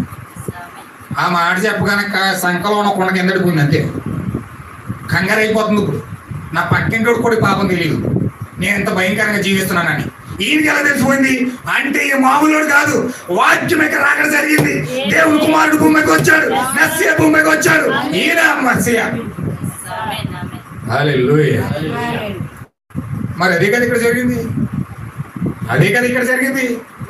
అదే వాక్యం యొక్క రాకడ. వాక్యము హృదయంలోకి వెళ్ళి, మూలుగుల్లోకి వెళ్ళి, ఎముకల్లోకి వెళ్ళి ఆ లోపల దాకా ఆలోచన సహితం కూడా బయట తీసుకొచ్చేది. అరే నేను ఏం సీక్రెట్ చేస్తున్నా మా పాస్టర్ గారికి తెలియదు అనుకుంటున్నామేమో. అన్నీ తెలుస్తాయి కానీ ఏం తెలియనట్టే ఉంటాడు. సమయం వచ్చినప్పుడు మాత్రమే దాన్ని బయట పెడతాడు. హల్లెలూయా. ఒక నిజమైన పరిశుద్ధాత్మ కలిగిన సేవకుడికి ఇతరుల యొక్క జీవిత రహస్యాలు కూడా తెలుస్తాయి, ఇతరుల యొక్క ఆలోచనలు కూడా తెలుస్తాయి, వారి స్వభావం ఏంటో కూడా తెలుసు, వారి ఉద్దేశాలు ఏంటో కూడా తెలుసు. అయినను ఏమి తెలియనట్టే ఉంటాడు. దేవుని మహిమ కలుగును గాక. ఇది వాక్యం యొక్క రాకడ. ఇది ఈ కాలంలో జరగాలి, 2వ రాకడలో జరగాలి. ఇప్పుడు ఈ కాలంలో విలియం బ్రహ్మం వచ్చినప్పుడు జరిగిపోయింది ఆల్రెడీ. హల్లెలూయా. దేవుని మహిమ కలుగును గాక. ఇంకా చాలా విషయాలు ఉన్నాయి. టైం అయితే పరిగెట్టాలి, 1 గంట అయిపోయింది. ఈ కాలం యొక్క వాగ్దానం ఏంటండి? ఎన్ని చెప్పాను ఇప్పుడు మీకు? ఎన్ని చెప్పానండి? ఈ కాలం యొక్క వాగ్దానాలు ఏంటి? ఒకటి పరిశుద్ధాత్మ బాప్టిజం. ఆ పరిశుద్ధాత్మ బాప్టిజం ఎలా వస్తుందంటే కేవలం ఏలియా రావాలి, ఏలియా వచ్చి తండ్రుల వైపు తిప్పాలి, అపోస్తుల వైపు తిప్పాలి. అపోస్తుల దగ్గరే పరిశుద్ధాత్మ బాప్టిజం ఉంది. జీడియంలో లేదు, క్యాథలిక్ లో లేదు, పెంతుకొస్తులో లేదు, సత్యప్రశ్నలో లేదు, లోదరంలో లేదు, ఏ చర్చిలోని పరిశుద్ధాత్మ లేదు. ఉన్నట్టే నటిస్తున్నారు అంతే. అయ్యి బాబు, ఎంత నాకంటే పరిశుద్ధురాలు ఇంకొకరు లేనట్టుగా జీవిస్తున్నారు ప్రజలు. ఎంత నటించాలో దానికంటే 100 రెట్లు ఎక్కువగానే నటించేస్తున్నారు. హల్లెలూయా. కానీ పరిశుద్ధాత్మ లేదండి, పరిశుద్ధాత్మ లేదు. కానీ నటిస్తున్నారని బైబిల్ చెప్తుంది. ఈ కాలంలో ఎక్కువగా ఉన్నది ఏంటంటే నటన. చిన్న పిల్లలు సైతం నటించడం నేర్చుకున్నారు. నటించినోడికి ఆస్కార్లు ఇస్తారు, జీవించినోడికి ముళ్ళ కిరీటం పెడతారు. అది సమాజం యొక్క వైఖరి. అందుకే ప్రజలు ఎక్కువ నటించేస్తున్నారు. ఆస్కార్లు పొందుకోవడానికి, నోబుల్ బహుమతులు పొందుకోవడానికి, పద్మశ్రీలు పొందుకోవడానికి నటనలో వస్తున్నాయి. ఇవన్నీ కూడా రియాలిటీలో రావడం లేదు. అందుకే ప్రజలు ఎక్కువ నటించడానికి ఇష్టపడుతున్నారు. వారి జీవితంలో యథార్థతని తెలుసుకోవడా, వాస్తవం ఇదని తెలుసుకోవడా, సత్యం ఇదని తెలుసుకోవడా వారు నటించడానికి ఎక్కువ ఇష్టపడతారు. ఎందుకంటే నటించడానికే వస్తున్నాయి అవార్డులు. నటన ఎప్పుడు దాక్కుంటుంది, దాక్కుని నటిస్తారు. హల్లెలూయా. దేవుని నామమునకు మహిమ కలుగును గాక. అయితే ఈ చివరి కాలంలో దేవుని యొక్క వాగ్దానం పరిశుద్ధాత్మ అయినది. పరిశుద్ధాత్మ మనకు రావాలంటే ఏలియా రావాలి. ఏలియా వచ్చి తండ్రుల హృదయాన్ని పిల్లల వైపు తిప్పాలి. ఆ తండ్రులు ఎవరంటే అపోస్తులు అయి ఉన్నారు. అపోస్తులు బోధ వైపు తిరిగినప్పుడు మాత్రమే పరిశుద్ధాత్మ బాప్టిజం లోనికి వస్తారు. దేవుని నామమునకు మహిమ కలుగును గాక. ఇంకొకటి ఏంటండి, ప్రధాన కాపరి ప్రత్యక్షం అవ్వాలి. ప్రధాన కాపరి ప్రత్యక్షం అవ్వకుండా వాడబారని కిరీటం అనగా స్వాస్యం అనగా వాక్య శరీరం, వాక్యం మన హృదయంలోకి రాదు. ఏలియా రావాలి, అపోస్తుల బోధ తిప్పాలి, అపోస్తుల బోధ దగ్గర ఉన్న పరిశుద్ధాత్మ మనం పొందుకోవాలి. రెండోది ఖచ్చితంగా ప్రధాన కాపరి ప్రత్యక్షం అవ్వాలి. ప్రధాన కాపరి ఇచ్చే వాడబారిని కిరీటము అనగా మన యొక్క దీవపని, మన యొక్క వాక్య శరీరం, మన యొక్క జీవము మనం పొందుకోవాలి. 2 వాగ్దానాలు దేవుడి కాలన చేశాడు. 3వ వాగ్దానం ఏంటండి? 3వ వాగ్దానం ఏంటి? వాక్యం యొక్క రాకడ. వాక్యం యొక్క రాకడను వాక్యమనగా ఎవరు? ప్రవక్త అయి ఉన్నాడు. వాక్యం అనగా ఎవరు? మెస్సయ్య ఉన్నాడు. ఎప్పుడైతే మెస్సయ్య భూమిపైకి ఎప్పుడైతే వస్తాడో హృదయ ఆలోచన సహితము బయటికి లాక్కొస్తాడు. హల్లెలూయా. ఎప్పుడైతే ఈ విషయాలన్నీ జరుగుతూ ఉన్నాయో భూమి మీద ఏలియా ఉన్నాడని మనం గ్రహించాలి. భూమి మీద ప్రధాన కాపరి ఉన్నాడని మనం గ్రహించాలి. భూమి మీద వాక్యం యొక్క రాకడ జరిగిందని మనం గ్రహించాలి. హల్లెలూయా. ఇంకా ఉన్నాయి, చాలా ఉన్నాయి, వాగ్దానాలు చాలా ఉన్నాయి. ఇంచుమించు నేను 15 రాసుకొచ్చాను. ఇవన్నీ చెప్పాలంటే మరి పొద్దుట అయిపోతుంది. ఇప్పటికీ అలసట వచ్చేసింది. దేవుని నామమునకు మహిమ కలుగును గాక. నెక్స్ట్ వారం చెప్తాను, కానీ నేను సబ్జెక్ట్లోకి వెళ్ళలేదు. ఇవన్నీ పునాది వేస్తే కానీ ఆ సబ్జెక్ట్ మీకు అర్థం కాదు. అందుకని నేను ఇవన్నీ పునాది వేసుకుంటూ వస్తా ఉంటాను. అవన్నీ పునాది వేసుకుంటేనే మీకు అసలైన నాకు వాస్తవం అర్థమవుతుంది. అందుచేత సహోదరులారు, మీరు ఖచ్చితంగా నేను చాలా విషయాలు నేను ప్రార్థించి చాలా భారంతో నేను మోసుకొస్తున్నాను దగ్గరికి. అందుచేత ఖచ్చితంగా మీరు ఈ విషయాలన్నీ మీరు పొందుకోవాలంటే ప్రార్థన లేకుండా మీరు ఏం పొందుకోలేరు. ఏదో వచ్చాము వెళ్ళాము అలాగే వెళ్ళినట్టు ఉంటుంది. ఏ మాత్రం కూడా ఒక్కటి కూడా లోపలికి వెళ్ళదు. ఏలియా తీసుకొచ్చిన పరిశుద్ధాత్మ బాప్తిజం మిస్ అయిపోతారు. మనుష్య కుమారుడు తీసుకొచ్చిన వాడ భార్యని కిరీటం కోల్పోతారు. ఆ యొక్క వాక్యం యొక్క రాకడ కూడా మిస్ అయిపోతారు. హల్లెలూయా. దేవుడు చేసే అంచెలంచెల కార్యాలు కూడా మనం వెళ్ళాలి. మనం ఇంకా పాలు తాగు పిల్లలు కాదు. మనం ఇంకా పాలు తాగట్లేదు. హల్లెలూయా. చిన్నపిల్లడు ఏం చేస్తాడండి? బిర్యానీ పెట్టామని చచ్చిపోతాడు. మనం చిన్నపిల్లలం కాదు. అందుచేత మనం ఏమై ఉన్నాం అంటే పక్షిరాజులమై ఉన్నాం. పక్షి రోజులు అంటే పుడతానే మాంసం తింటాయి. ఈ నోట్లోని తీసుకెళ్ళి నోట్లో తింటారు మాంసం. హల్లెలూయా. పక్షి రోజు మాంసం తిని బతుకుతుంది, కానీ పిల్లలకు కూడా మాంసం పెట్టేది. అందుచేత మీరు పక్షి రోజులు కాబట్టి మాంసం పెడుతున్నాను నేను. మాంసం తిన్నప్పుడు మాత్రమే పక్షి రోజు బతుకుతుంది. పక్షి రోజు బతకాలంటే ఏం తినాలండి? పాలతో అయితే బతుకుతుంది. దానికి పాలు కదా ఆహారం, దానికి మాంసం కావాలి. మాంసం తింటేనే బ్రతుకుతుంది. మాంసం అంటే ఏంటండి? మాంసం అంటే ఏంటి? డినామినేషన్ పాలు తాగుతున్నారు.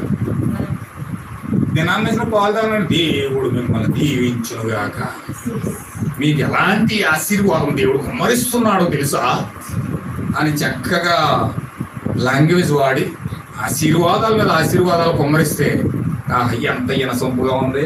పాస్టర్ గారు ఇంకోసారి చెప్పండి. హల్లెలూయా. పాలు తాగుతున్నారు కాబట్టి జాగ్రత్తగా దుద్దు ఈ అని చెప్పాలి. ఎవరికి? చిన్నపిల్లలకి. అలా చెప్తేనే అర్థమవుతుంది వాళ్ళకి. సాగడదీసి చెప్తే ఒక పదాన్ని వాళ్ళు ఒక పదం చెప్పినప్పుడు మనం 10 పదాలు చెప్పచ్చు. ఎందుకంటే ఆ ఒక్క పదం అర్థం అవడానికి గంట పడుతుంది వాళ్ళకి. ఎందుకంటే చిన్నపిల్లలకి ఒక రాసుకెళ్ళిపోయాం మన వాళ్ళకి ఏం అర్థం కాదు.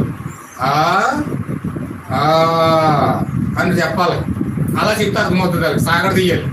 పదాన్ని సాగడదీస్తే అబ్బాయి ఎంత తీపిగా పడుతుంది. పాస్టర్ గారు ఇంకోసారి చెప్పండి అంటారు. హల్లెలూయా. పక్షి రోజులు అలా తినవండి. పక్షి రోజులు అలా తినవు. పక్షి రోజులు మాంసం తింటాయి. అవి ఎల్లప్పుడు కూడా ఒత్తుల్లోనే ఎగురుతాయి. అవి ఎల్లప్పుడు కూడా బరువు అయిన ఆ చెక్కని అది మళ్ళీ చచ్చిపోయింది కూడా తిన. మళ్ళీ పక్షి రోజు ఏం చేస్తే తెలుసండి? చచ్చిపోయింది తినదు. చచ్చిపోయి తినేది కాకి. అందుకే అవిశ్వాసాలు ఏం చేస్తారంటే చచ్చిపోయింది తింటారు. మురిగిపోయిన మన్నాంత పెట్టితే తినేస్తారు వాళ్ళు. జరిగిపోయిన కథలన్నీ మోసే ఎలా చేశాడు, అబ్రాహాం ఎలా చేశాడు, యాకోబు ఎలా చేశాడు అని జాగ్రత్తగా అన్ని కూడా వివరించి చెప్తా ఉంటే అప్పుడు అవన్నీ అంటారు. కానీ ఇప్పుడు జరుగుతున్న కార్యం, దేవుడు ఇప్పుడు భూమి మీద ఉన్నాడు, దేవుడు ఇప్పుడు భూమి మీద కదులుతున్నాడు. ఏంటా భూమి మీద వచ్చేసాడు దేవుడు? ఏం మాట్లాడుతున్నావు నువ్వు? తెచ్చెక్కిపోతుంది నేను ప్రసంగం అంటే. వాక్యం ఎక్కడ అక్కడ 7 నక్షత్రాల, 7 ఉరుముల, 7 కూరల ఏంటి? ఇవన్నీ బైబిల్ ఉన్నాయా? మరి ఉన్నాయి. నువ్వు చూడకు. నువ్వు చిన్నపిల్లడు కాబట్టి ఇంకా ఆ బండేరా యారా అక్కడ ఎక్కడికి వెళ్ళలేదు. ఇంకా ఇల్లునే ఉన్నావు. ఇంకా అక్కడికి వెళ్ళలేదు. గుణంతాల్లోకి వెళ్ళలేదు. అందుకే యేసు ప్రవక్త అన్నాడు, అసలు అలా ఇల్లు రానేళ్ళుకునే గుణంతాలు ఏమి నేర్పనాయి బాబు అన్నాడు పెందుకోసం దగ్గరికి వెళ్ళి. హల్లెలూయా. ఇల్లు రాకుండా గుణంతాలు నేర్పితే వచ్చేది ఏంటి? దేవుని కాక. అందుచేత ఖచ్చితంగా మనం ఒకదాని వెంబడి ఒకటి వెళ్ళాలి. ఖచ్చితంగా ఇది మాంసంతో కూడిన వాక్యం. ఇది పాలు కాదు. ఖచ్చితంగా దీనికోసం మీరు మాంసం అరగాలంటే ఖచ్చితంగా ఎక్కువ ఏం చేయాలండి? ఏం చేయాలి? గట్టిగా ఫుడ్ తిన్నా నువ్వు ఏం చేయాలండి? అలా కూర్చుంది అనుకోండి చాలా భయంకరంగా ఉంటుంది. అరగదు. గట్టిగా ఫుడ్ తిన్నవాడు ఏం చేయాలంటే పని చేయాలి. పని చేయకపోతే అరగదు. ఖచ్చితంగా ఎక్కువ భారంతో కూడిన ఫుడ్ తిన్నాం అనుకోండి, భారంతో కూడిన పనే చేయాలి. లేకపోతే లోపల గ్యాస్ పెరిగిపోతుంది. అలాగే ఖచ్చితంగా మనం ఎక్కువ ప్రత్యక్షతతో కూడిన వాక్యం వింటున్నామంటే ఖచ్చితంగా దానికి సంబంధించి ప్రార్థన చేయాలి. దానికి సంబంధించిన వాక్యం చదవాలి. ఇంట్లో అవన్నీ కూడా మీరు కార్యక్రమాలన్నీ పెట్టుకుంటూ ఉంటే చక్కగా ప్రార్థన చేసి దేవునితో సహవాసం చేస్తూ వాక్యం చదువుతూ ఇవన్నీ ధ్యానిస్తూ అవసరమైతే రాసుకొని ఇవన్నీ కూడా చక్కగా పాస్టర్ గారు పలానా పదం చెప్పారని మోకరించి ప్రార్థన చేస్తూ ఉంటే ఖచ్చితంగా అందులో నుంచి మోర్ దెన్ రెవల్యూషన్ మీద రెవల్యూషన్ వచ్చేస్తుంది. అప్పుడు వాక్యంతో కట్టబడి అప్పుడు పరిశుద్ధాత్మతో సహవాసం చేస్తారు. మనుషులతో సహవాసం చేసి దేవుడితో సహవాసం చేస్తారు. దేవుడితో సహవాసం చేస్తూ చక్కగా పైకి అలా విశ్వాసం పైకి ఎగురుతూ ఆ వాడబారిన కిరీటం ఎప్పుడైతే పొందుకున్నారో అప్పుడు మధ్యాకాశంలోకి వెళ్ళిపోతారు. క్షయత అక్షయతను ధరించుకొని మధ్యాకాశంలోకి వెళ్ళిపోతారు. అది హల్లెలూయా. మధ్యాకాశంలోకి వెళ్ళాలంటే ఈ 2 మిస్ అయిపోయామనుకోండి, మధ్యాకాశం లేదు. ఇప్పుడు ఏం చేస్తారు? డినామినేషన్ వాళ్ళు మధ్యాకాశం లేదు, ఏమీ లేదు. ఈ ఏలియా వాగ్దానం లేదు, ఆ ప్రధాన కాపుర ప్రత్యక్షత లేదు, ఏమీ లేదు. డైరెక్ట్గా వెళ్ళిపోదామని పరలోకం వెళ్ళిపోదామని పాటలు రాసేసి పాడేస్తారు అంతే. హల్లెలూయా. చాలా చాలా చాలా రకాల కార్యాలన్నీ చేస్తున్నారు, ప్రార్థన చేస్తున్నారు. వాళ్ళని ఎగతాలు చేయడం కాదు కానీ, వాళ్ళు తృణీకరించడం కాదు కానీ వారిని దేవుడు గుడ్డితనంతో మొత్తి ఆ విధంగా గెంటేసాడు అంతే. హల్లెలూయా. ఇశ్రాయేలీయులు యేసుక్రీస్తుని సిలువేశారంటే ఊరకనే వేయలేదు. ఇశ్రాయేలీయులు యేసుక్రీస్తుని సిలువేశారంటే ఊరకనే వేయలేదు. యెషయా ప్రవచించాడు. యెషయా ఏమని ప్రవచించాడంటే వీళ్ళు గుడ్డివారు అయిపోతారని చెప్పాడు. అలాగే వారు గుడ్డివారు అయిపోయారు. దేవుడు నామ మహిమ కలుగును గాక. ఎంతమందికి అర్థమవుతుందండి? ఇశ్రాయేలీయులు ఎందుకు గుడ్డివారు అయిపోయారండి? వింటున్నారా? చదవండి ఒకసారి. నేను చదివి నేను ముంచేస్తాను. యెషయా గ్రంథం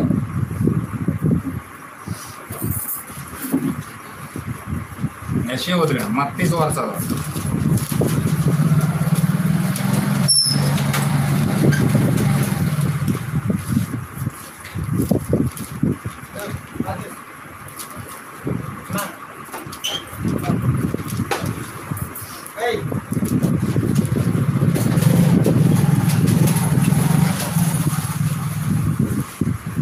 దేవుని నామమునకు మహిమ కలుగును గాక. హల్లెలూయా. మత్తయి సువార్త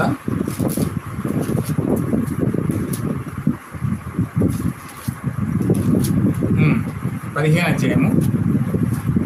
మత్తయి సువార్త 15 అధ్యాయము 6 వచనం. మత్తయి సువార్త 15:6. మీరు మీ పారంపర్యాచారం నిమిత్తమై దేవుని వాక్యమును నిరర్థకం చేయుచున్నారు.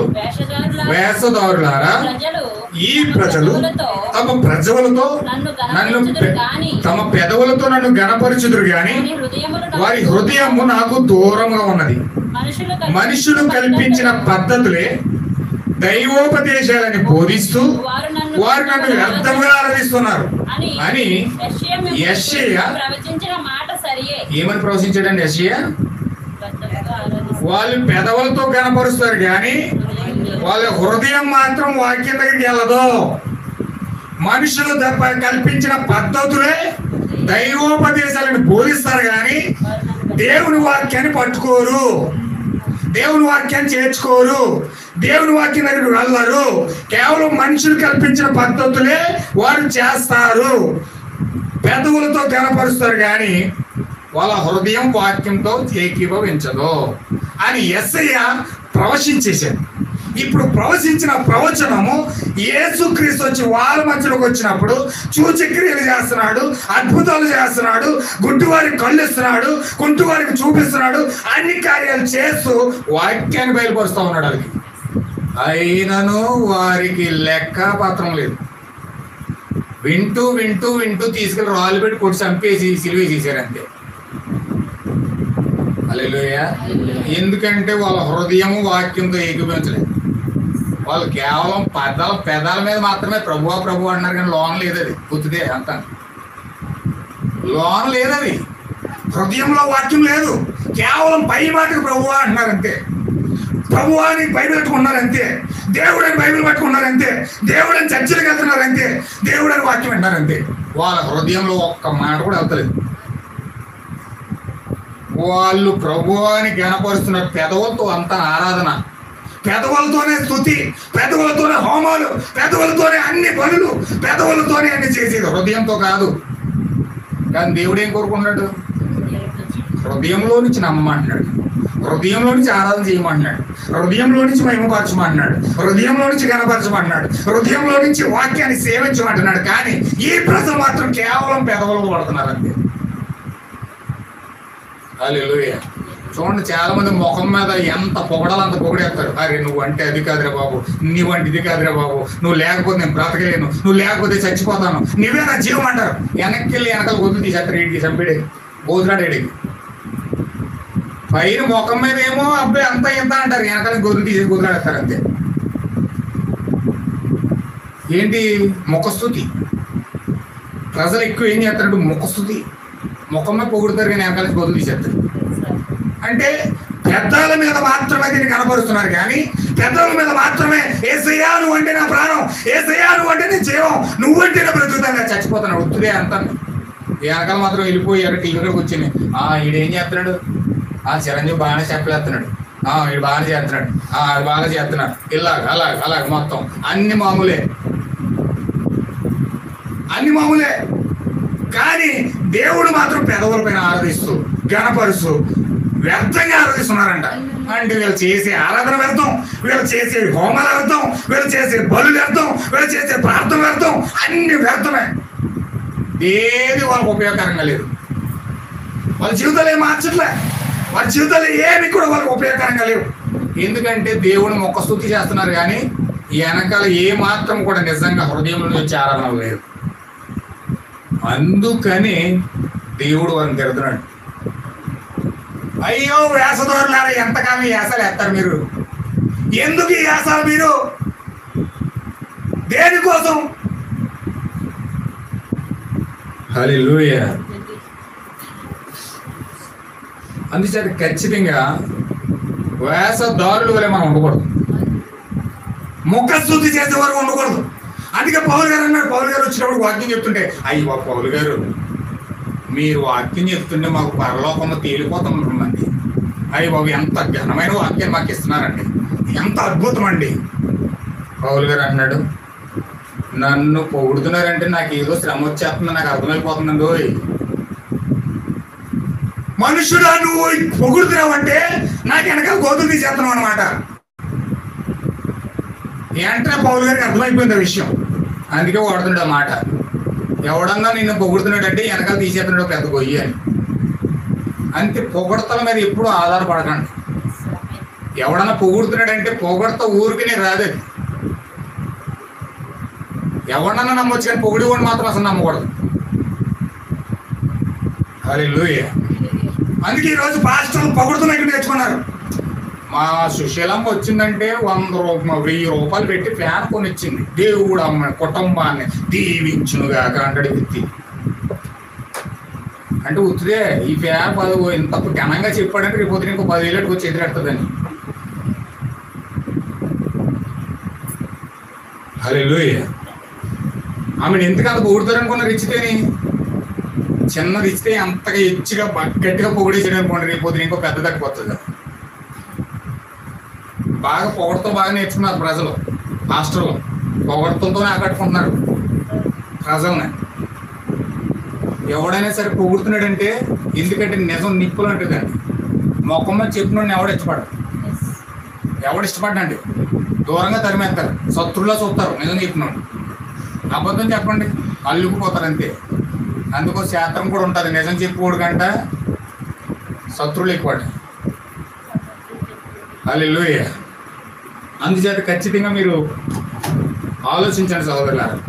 పరిశుద్ధాత్మ ఖచ్చితంగా నీతో మాట్లాడుతున్నప్పుడు ఒకవేళ నీ ముఖం మీద గుద్దునట్టు అనిపించినా సరే పశ్చాత్తాపడి పేతురుని ఏమన్నాడు దేవుడండి, సాతానా వెనక్కి పోమన్నాడు. అసలు అతనున్న కోపానికి మళ్ళీ తిరిగి వెనక్కి కూడా చూడటం ఇంకా అంత కోపం పేతురికి. కానీ ఆయన అయినప్పటికీ తగ్గించుకొని దేవుడిని మోకారించి, ప్రభువా నిత్య జీవపు మాటలు గలవాడా, నిన్ను విడిచి నేను ఎక్కడికి వెళ్ళగలను అంటున్నాడు. ఏది వెనక్కి పొమ్మండి సరే. హల్లెలూయా. అంటే అతను సత్యం ఉందని ఎరిగి, పరిశుద్ధాత్మ ఉందని ఎరిగి అతను వాస్తవాన్ని పట్టుకొని వెంబడించి మొదలు వెళ్ళాడు. అంటే యేసుక్రీస్తు టెస్ట్ చేసాడు, ఈయన తిడితే ఉంటాడా పోతాడా. హల్లెలూయా. అసలు ఈయన ముఖం మీద తిడితే ఉంటాడా పోతాడా. ఆ స్త్రీ వచ్చి అన్నది, నాకు నిత్య జీవం కావాలా. ఒక అన్యురాలు వచ్చిందనమాట యేసుక్రీస్తు దగ్గరికి. ఒక అన్యురాలు వచ్చి యేసుక్రీస్తు ఏమంటుందంటే, నాకు నిత్య జీవం కావాలండి. కుక్కలకి ఇవి యొక్క నిత్య జీవం ఇవ్వకూడదు. నువ్వెవరో తెలుసా? కుక్కవే అన్నాడు. కుక్క అంటే నన్ను ఎంత మాట అంటాడా ప్రార్థనకు వస్తేనే, కుక్కలు పందులు గొర్రెలు అంటాడా అనుకోలేదమ్మా. ఆమె ఏమన్నా తెలుసండి, అవును ప్రభువా నేను కుక్కనే. చిన్నపిల్లలు తినేసిన రొట్టె ముక్కలు ఏమైనా సరే కింద పడతాయేమని కుక్క పిల్లలు కూడా ఎదురు చూస్తాయి కదా. కుమారులు ఎవరు? యూదులు. ఈమె సమరేశ్వరి అన్యురాలు. కుమారులు కానీ గౌరవించింది, కుమారుని కానీ గౌరవించింది. ఆ కుమారులు వదిలేసి ఏమైనా జారి పడితే కింద దాన్ని ఏరుకుంటే కుక్క కూడా ఎదురు చూస్తుంది కదా. వెంటనే యేసుక్రీస్తు స్టన్ అయిపోయాడు. ఆమె స్టన్ అయిపోయి ఏమన్నాడు తెలుసా? అమ్మా నీ విశ్వాసము గొప్పది. ముందు కుక్క అన్నాడు, ఇప్పుడు అమ్మ అంటున్నాడు. ముందు మాటకి వెనక మాటకి ఎంత తేడా వచ్చింది? ముందు కుక్క అన్నాడు, కానీ ఆమె అసహించుకోకుండా, ద్వేషించుకోకుండా, ఏమాత్రం సిగ్గుపడకుండా ఆమె ఎంత విశ్వాసాన్ని ఆమె అతని పైన కనపరిచిందంటే, ఆ విశ్వాసాన్ని చూసి యేసుక్రీస్తు కూడా పేద అయిపోయాడు. ఇప్పుడు అమ్మా అని పిలుస్తున్నాడు. అది తగ్గింపులో అంత హెచ్చింపు ఉంటుంది. ఒక వ్యక్తి ఎంత తగ్గించుకుంటే అంతగా హెచ్చించబడతాడు. దేవుడు నా మహిమ కొలను గాక. కానీ జనులు తగ్గించుకోవడానికి ఇష్టపడరు. జనులు తగ్గించుకోవడానికి ఇష్టపడడానికంటే పోట్లాడడానికి ఇష్టపడతారు, యుద్ధం చేయడానికి ఇష్టపడతారు, మాటకి మాట అప్పచెప్పడానికి ఇష్టపడతారు, పోటీలు పెట్టుకుంటారు, నువ్వెంత అంటే నువ్వెంత అంటారు. కానీ ఎప్పుడైతే ఆ స్త్రీ తగ్గించుకున్నదో ఇప్పుడు ఆమె యేసుక్రీస్తుకి అమ్మగానే కనిపించింది. ఆయన దేవుడు నాకు మహిమ కలుగును గాక. ఖచ్చితంగా వాస్తవం అలా ఉంటుందండి. దేవుడు అలా ఫస్ట్ అలా అంటాడు.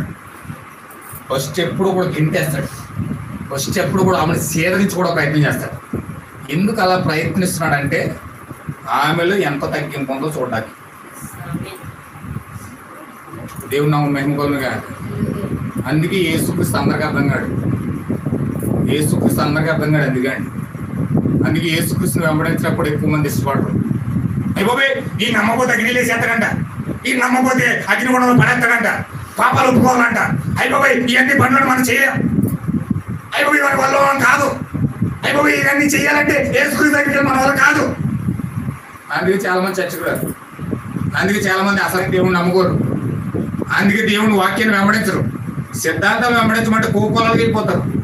అసలైన వాక్యాన్ని వెంబడించమంటే ఒకరు, ఇద్దరు, ముగ్గురు, ఇక్కడ ఎంతమంది ఉన్నారండి? అలా ఉంటారు. దేవుని మహిమ కలుగును గాక. అందుచేత ఖచ్చితంగా దేవుడు మాట్లాడుతున్నది ఏంటంటే, దేవుడు ఎల్లప్పుడూ కూడా తన పిల్లల దగ్గర ఎలా ప్రవర్తిస్తున్నాడు చూడండి. చుట్టూ తిరుగుతున్నా ద్వేషిస్తున్నాడు. ఏంటి అతడు పక్కకి. కానీ వాళ్ళలో తగ్గింపును చూసి, అంటే ఎందుకు అలా చేస్తున్నాడంటే సాతానుకు చూపిస్తున్నాడు. నా పిల్లలు చూసి ఎంత సహనం ఉందో,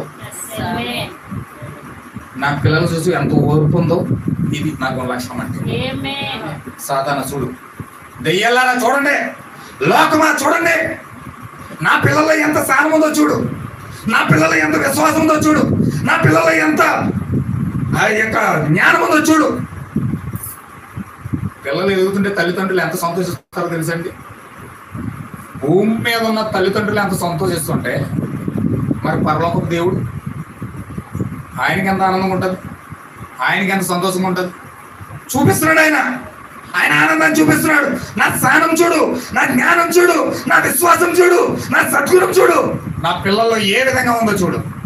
దాన్ని చూపించడానికి నీకు శ్రమ అనుమతిస్తున్నాడు, దాన్ని చూపించడానికి నీకు కష్టాన్ని అనుమతిస్తున్నాడు, దాన్ని చూపించడానికి నింద అనుమతిస్తున్నాడు, దాన్ని చూపించడానికి నీకు అన్ని కార్యాలు ఎదురుకుండా పెట్టి అందులో పెడుతున్నాడు. నిజమైన దేవుని క్రైస్తవుడు ఏం చేస్తాడంటే రోగం పడినప్పుడు అందుకే సంతోషం గొంతులేస్తాడు. దేవుడు నన్ను సరి చేస్తున్నాడు, దేవుడు నన్ను పరీక్షిస్తున్నాడు. నేను దెయ్యాన్ని చూపించాలి, నేను లోకాన్ని చూపించాలి, నేను ఇప్పుడు ప్రతి దానికి సాతానికి చూపించాలి. ఇప్పుడు నేనెంత యథార్థంగా ఉన్నానో, నేనెంత నమ్మకంగా ఉన్నానో, నేనెంత అద్భుతంగా దేవుని ముందు తయారయ్యానో, నేను దెయ్యాలకి సాతానికి లోకాన్ని చూపించాలి. దేవుని కుమారుని అయి ఉన్నాను. అది నువ్వు ఇచ్చే లోకానికి సాక్ష్యం. హల్లెలూయా. అలా సాక్ష్యం ఇవ్వడానికి బలంగా నేను తయారు చేయడానికి శోధనలు, కష్టాలు, బాధలు, వ్యాధులు అన్నీ తీసుకొచ్చి నీ మీద ఆడేసి ఇప్పుడు స్ట్రాంగ్ వాడినాడు. ఒక శిల్పం చెక్కాలంటే ఏం చేస్తాడండి? ఆ రాయి ఎట్టుకొచ్చి అలా పెట్టేసి నువ్వు శిల్పంగా మారిపో అంటే మారిపోద్ది. అది శిల్పంగా మారిపో అంటే మారిపోద్దా? మారదు. దాన్ని ముక్కు చెక్కాలంటే కొన్ని వందల దెబ్బలు ఎత్తాడండి ముక్కు మీద. అయ్యి బాబు ఈ మాస్టర్ ఎవరో బాబు, ఈ శిల్పి ఎవరో బాబు, గుద్ది ఎత్తాడు, ముక్కు అంత శిలచి కొట్టి ఎత్తాడు, చూపించిన వేసి ఎత్తాడంటే ఆ శిల శిల్పం అవుతుందా? అవుదండి. ఖచ్చితంగా ఆ యొక్క శిల్పం శిల్పిగా మారాలంటే ఈ శిల్పి వేసే దెబ్బలు తట్టుకుంటే ఒక మహోన్నతమైన కళాఖండంగా మారి అందరి చేత కూడా ఆరాధించబడే వస్తువుగా మారుతుంది. హల్లెలూయా. అందుకే దేవుడు కష్టాలు ఎడతాడు, శ్రమలు ఎడతాడు, ఇబ్బందులు ఎడతాడు, అన్ని పరిస్థితులు తీసుకొస్తాడు, అన్ని తీసుకొస్తాడు. కానీ ధైర్యంగా మనం నిలబడి వాక్యం పైన నిలబడి ఎప్పుడైతే దేవుని యొక్క వాక్యం దొరికిన పరిశుద్ధాత్మ సహాయం మనం కోరుకుంటామో దేవుడు మనల్ని వెన్నంటి కష్టాల్లో ఉండి కష్టపెట్టిది ఆయనే, అన్ని కార్యాలు తీసుకొచ్చి పెట్టిది ఆయనే, మళ్ళీ ఆయనే పక్కన ఉండి దాన్ని ఎలా జయించాలో కూడా చెప్పేది ఆయన. కష్టాలు పెట్టేసి ఏం పక్క వెళ్ళిపోవట్లేదు ఆయన, ఆ కష్టం పెట్టి ఆ పక్కన నిలబడతాడు ఆయన. నువ్వు ఏమైనా పిలుస్తూ వచ్చి సహాయం చేద్దామని. దేవుడు నాకు మహిమ కొలుగా. అందుచేత ఖచ్చితంగా మనం అలాంటి కృపతో ఆధారపడి వాక్యం వెంబడి వాక్యం పొందుకుంటూ ఆయన ప్రసన్నతను పొందుకుంటూ అలా ముందుకు వెళ్తూ దేవుని యొక్క కృపను మనం పొందుకొని అద్భుతమైన శరీరం పొందుకొని ఆ వాడబారిని కిరీటం పొందుకొని ఏలియా తీసుకొచ్చిన పరిశుద్ధాత్మ బాప్తిజం పొందుకొని ఎప్పుడైతే మనం పరిపూర్ణంగా సిద్ధపడతామో అప్పుడు మన హృదయాల్లోనికి పరిపూర్ణమైన ప్రసన్నత దేవుని యొక్క కృప మనల్ని వెంబడిస్తూ అక్షయతగా మారి మధ్యాకాశంలోకి వెళ్ళడానికి దేవుడు సిద్ధపరుస్తూ ఉన్నాడు. అందుకు మనం సిద్ధపడదాం, దేవుడి కృపను మనం కోరుకుందాం. ఎల్లప్పుడూ కూడా మీరు ప్రార్థిస్తూ ఉండండి. వాక్యం విన్నట్టుగా వెళ్ళిపోకండి. ఖచ్చితంగా ఇంటికి వెళ్ళి ప్రార్థించండి. దేవుడు ఖచ్చితంగా దేవుడు మీకు పూర్తి రెవల్యూషన్ ఇచ్చి ఆ దూత మిమ్మల్ని కలుసుకొని దేవుడు మీకు కృపనిస్తాడు. దేవుడి వాక్యం దీవించును గాక.